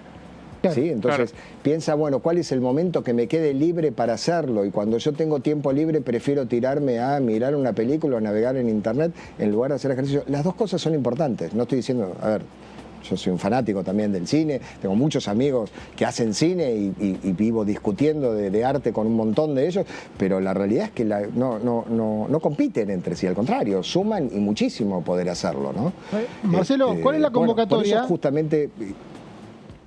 Fíjate, vamos a la última placa. La última placa. Fíjate que ahí nosotros tenemos una convocatoria, la siguiente. Ahí nosotros tenemos una convocatoria a propósito de la Semana Mundial de la Salud, justamente donde vamos a trabajar en el espacio que está en la zona de cajeros, invitando a la gente que quiera hacerse una serie de controles. Vamos a tener distintas postas de trabajo y donde vamos a estar, ahora te lo contextualizo, pero donde vamos a estar evaluando la fuerza muscular, el equilibrio muscular y la elasticidad. Es decir, estas tres instancias que hacen un poco a la conformación biofísica de un individuo, vamos a tratar de traducirlo en una respuesta, a ver qué cosas le faltan y qué cosas tiene que mejorar.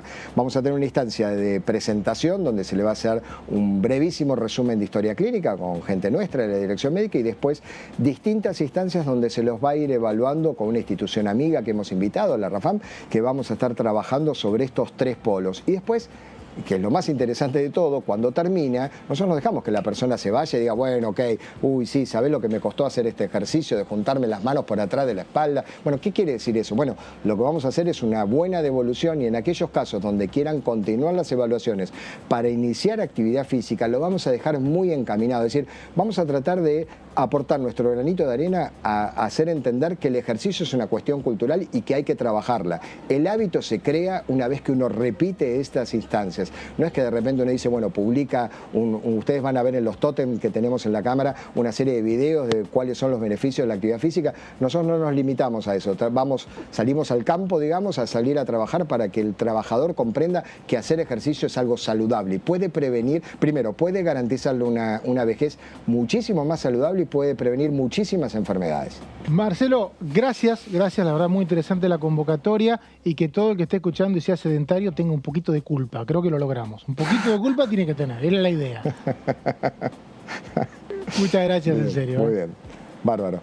Gracias a ustedes, un placer compartir este espacio. Bueno, yo no sé si ustedes son sedentarios, pero si lo son, Coti, ¿sos sedentaria? No. ¿No? Por suerte bueno, no. Por suerte no. Y aparte, tengo entendido que Pablo tampoco. Por lo menos recién dijo que corría. y se cuida a partir de unos temas que tiene congénitos, pero eso justamente te dio disciplina. Bueno, claro. Se te ve muy bien, pero iba a quedar mal. Pero bueno, no, gracias. No, bueno, y a partir de cierta, de una operación también me habilitó a hacer ejercicio, que paradójicamente antes no estaba habilitado. Paradójicamente no, en realidad con mucha lógica, antes no estaba habilitado y después sí, así que trato de hacer, a veces falta, ¿viste? Pero es lo que dice, la labor periodística es muy demandante. Hay que encontrar momentos, tiempos y hay que tenerlo en la cabeza. Por ahí un día hay sesión, ese día seguramente no. Claro. Pero al día siguiente sí, el fin de semana hay que tener por lo menos, porque es verdad que es la mejor manera de prevenir enfermedades, que es lo que todos queremos. Pero Coti, que no es sedentaria, nos acaba de confirmar, también tiene toda la data sobre uno de los temas más calientes que tiene en este momento la Cámara de Diputados, que es lo referido a los créditos UBA. Contanos. Bueno, a ver, algo fuimos repasando, pero vamos a hacer una crónica bien precisa. Vamos a sumar toda la información para tener claro qué es lo que está sucediendo respecto de los créditos UBA, una problemática que sabemos, ¿no?, que tiene a 100.000 personas aproximadamente esperando una respuesta, algo que ya se trabajó durante el año pasado y que sigue, ¿no?, en boga durante este periodo 2023 y por lo menos por ahora no sabemos cuándo va a tener una solución efectiva. 11 son los proyectos que se están trabajando, digamos, que fueron presentados por distintos bloques para poder resolver esta problemática, para poder darle una respuesta a estas 100.000 personas. Claro, buscando alivianar la carga de los deudores. Otro de los temas, ¿no?, que ya estuvimos trabajando y conversando durante este rato acá con nuestros colegas, tiene que ver con el acercamiento de las posiciones, ¿no?, con este trabajo que se viene haciendo para poder lograr una unificación con estos 11 proyectos, entendiendo también, quizás hasta como nos decía el diputado Vara recién, que a veces se busca, ¿no?, paulatinamente ir buscando esos consensos para tratar de aunar los criterios. Bueno, en el caso de los créditos UBA, por lo menos por ahora, no ha tenido ninguna unificación concreta. No sabemos si va a lograrse dentro de los próximos días o semanas, pero bueno, es una de las posturas más importantes que hay respecto de los créditos UBA. Bueno, ¿por qué? Porque vamos a repasar primero... ¿Qué son los créditos UBA? ¿No? ¿Qué son los créditos UBA? ¿Qué son? Exactamente. ¿En qué momento se comenzaron a utilizar? En el 2016 fueron lanzados. Los créditos UBA son... la UBA es una unidad, como repasaba también Pablo recién, unidad de valor adquisitivo. Con lo que se hacía el vino, perdón. No, para nada. Es, digamos, un necesitaba hacer este chiste malo, disculpen. Está bien. Una unidad de valor. Una unidad de valor. Exacto. Que es diferente a la UBI, porque la UBI se medía por el costo de la construcción, ¿no? Exacto. Vigentes entonces desde el 2016, durante el gobierno del expresidente Mauricio Macri. Se trata de créditos hipotecarios a 30 años que las cuotas se ajustan por la inflación. Entonces, ese es el problema más grande que existe en este momento. ¿Las cuotas o la inflación? Esa es la pregunta que te haría un diputado de Juntos por el Cambio. Claro, por supuesto, pero a ver, ¿cuáles son las herramientas? Tuvo el problema propio, ¿no? Porque este sistema explotó durante su gobierno, ¿no? Sí. Con la inflación de 54%. Claro. Entonces, ¿qué medidas puede tomar el Congreso, o por lo menos acá en la Cámara, los diputados y diputadas respecto de la inflación? Bueno, en realidad pueden ocuparse de la legislación.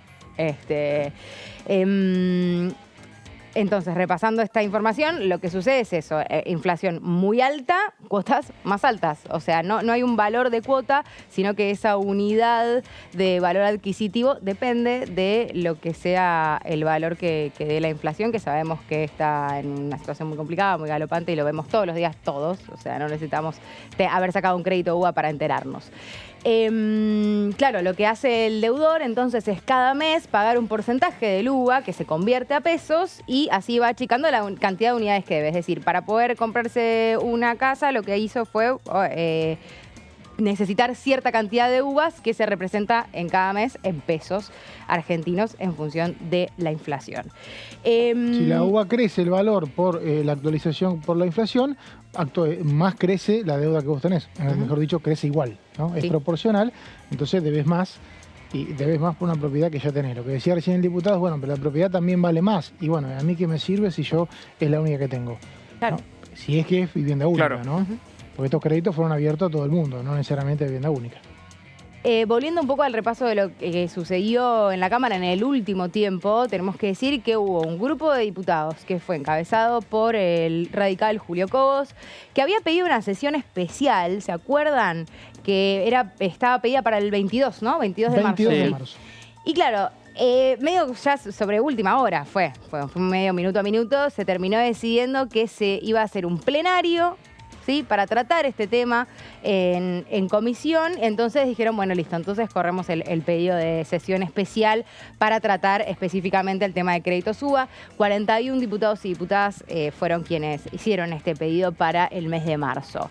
Finalmente, entonces, ese día que habían pedido la sesión, se realiza el encuentro de comisión, ¿no? ¿Quiénes fueron? Bueno, Finanzas y Presupuesto y Hacienda, donde se reunieron en este plenario las dos comisiones para llegar finalmente a la conclusión de que hay que dialogar para poder unificar un criterio o varios criterios para lograr un dictamen único, es decir, con los 11 proyectos que hay presentados, poder ver cuáles son esos puntos que hay en común y cuáles son las diferencias para ver si se logra entonces unificar y poder llevarlo al recinto y dar una respuesta a los 100.000 deudores. Esto es lo que no sale en las estadísticas, ¿no? Las estadísticas legislativas que salen dictámenes, leyes, cuando tenés que conciliar un proyecto con 11 que fueron presentados, tenés un montón de laburo, algunos inclusive sin reuniones de comisión, y que después, cuando llega el proyecto final, no está en la cuenta, ¿no? No, Dicen, por bueno, supuesto.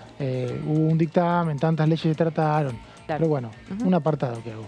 ¿Quiénes son los que presentaron estos 11 proyectos para poder resolver, ¿no?, la problemática de los créditos UBA? Julio Cobos, Graciela Ocaña, Gustavo Hein, Cristian Ritondo, Romina del Pla, Carlos Heller, José Luis Gioja, Liliana Paponet, Marisa Uceda y Juan Manuel Todos Pedrini. los bloques políticos representados en esos nombres. Exactamente. Todos, Nos faltan los liberales. Tenés razón. Los únicos, son los únicos que seguramente, no sé qué piensan, ¿no? Experto Milei. Experto Milei, o bueno, también Carolina Píparo o Victoria Villarroel. Que ahora ya también es parte Tiene su monobloque. Claro. Sí, es muy cercano a Milei, me parece, ¿no? Bueno, pero sí, decidió ser formalmente. A ver, como estábamos hablando recién, hay una problemática base que mencionaba el diputado Vara, que la venimos conversando y que tiene que ver con la inflación. Ahora, al estar ajustados los UBA, el valor de los UBA a la inflación, ¿qué es lo que sucede? Muchos de los diputados y diputadas lo que dijeron es, no es el problema del sistema, porque de hecho funciona en otros países, sino que es inviable para la República Argentina.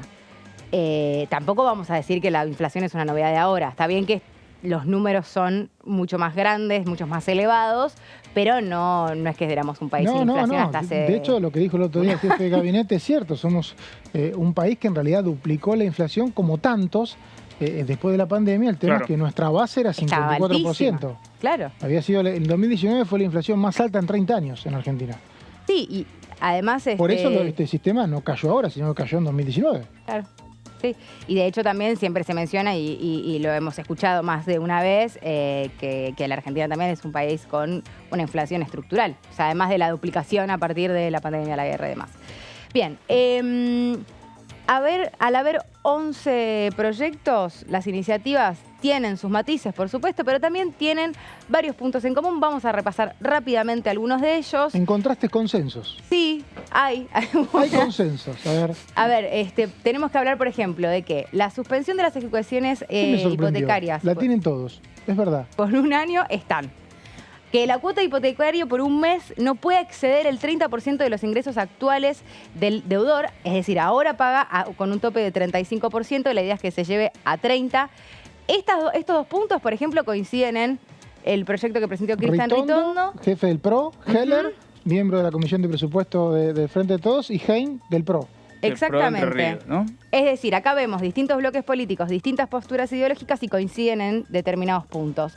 La izquierda también plantea, por ejemplo, que hay que salir del mecanismo UVA y reconvertir todos los créditos a créditos tradicionales, es decir, ahí ya hay una postura distinta, donde también haya un sistema donde el capital vaya disminuyendo a medida que se va pagando, porque si no es muy difícil para poder sostener para quienes son asalariados, quienes cobran un salario.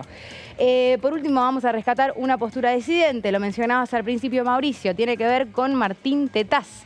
¿Por qué? Porque en su momento lo que dijo fue que no había que buscarle una solución a un problema que no existe, porque en realidad lo que sucede es que el mecanismo UVA es un gran mecanismo que funciona bien y que hay que cuidar. Lo que sí cree el diputado Tetaz es que hay que mejorarlo. Es decir, ¿hay varias posturas distintas? Sí, pero como veíamos recién, también hay puntos en común entre distintos diputados y diputadas que han presentado proyectos y que son de distintos bloques políticos. Entonces, retomando lo que decíamos al principio, con lo último, por lo menos que se trató en esta comisión en marzo, lo que dijeron fue hay que buscar consenso, hay que lograr el diálogo para unificar los criterios y resolver el problema de los 100.000 deudores de los créditos UVA. Impecable, Coti. Lo que decía el diputado Tetaz también es que el problema es que los salarios reales están bajos, cayeron 25-30% y ningún sistema de crédito hipotecario puede subsistir si los salarios, el poder adquisitivo del salario baja. Por eso dijo, ojo, que si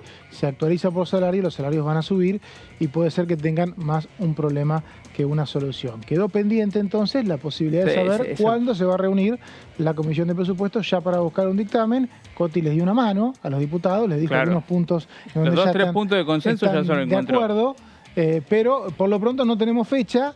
Se me ocurre que va a ser para la semana que viene, tal vez algún día, con la expectativa, dijo Pablo al principio, para los que se lo perdieron, de sesionar el 19. Exacto. Yo creo que es complejo. Si no hay un consenso con este tema, no creo que el 19 abra en el recinto para que sea un motivo de disputa. Pero bueno. Vara habló, por ejemplo, volviendo al tema agroindustrial, segunda quincena de abril. Sí. Que es un poco más amplia. A mí me habían dicho 19 como la fecha tentativa, también puede ser 26, que eso serían 7 días después. Sí. Mayo no, por el calendario que diste vos de elecciones. Yo creo que mayo no. Culpa de ese calendario que vos diste. Exacto, que ahí el 14 de mayo creo que era que había como 5 elecciones. 4 o 5 elecciones. Bueno, entonces, nos vamos a despedir. ¿Qué les parece? Me parece Pablo, muy bien. ¿bien? Muy bien. Perfecto. ¿Coti, bien? Bárbaro. Bueno, les agradezco a ambos, les agradezco también a ustedes que estuvieron del otro lado en la primera edición de DTV Noticias. Nos vamos mañana, como siempre, con Oración Bomb.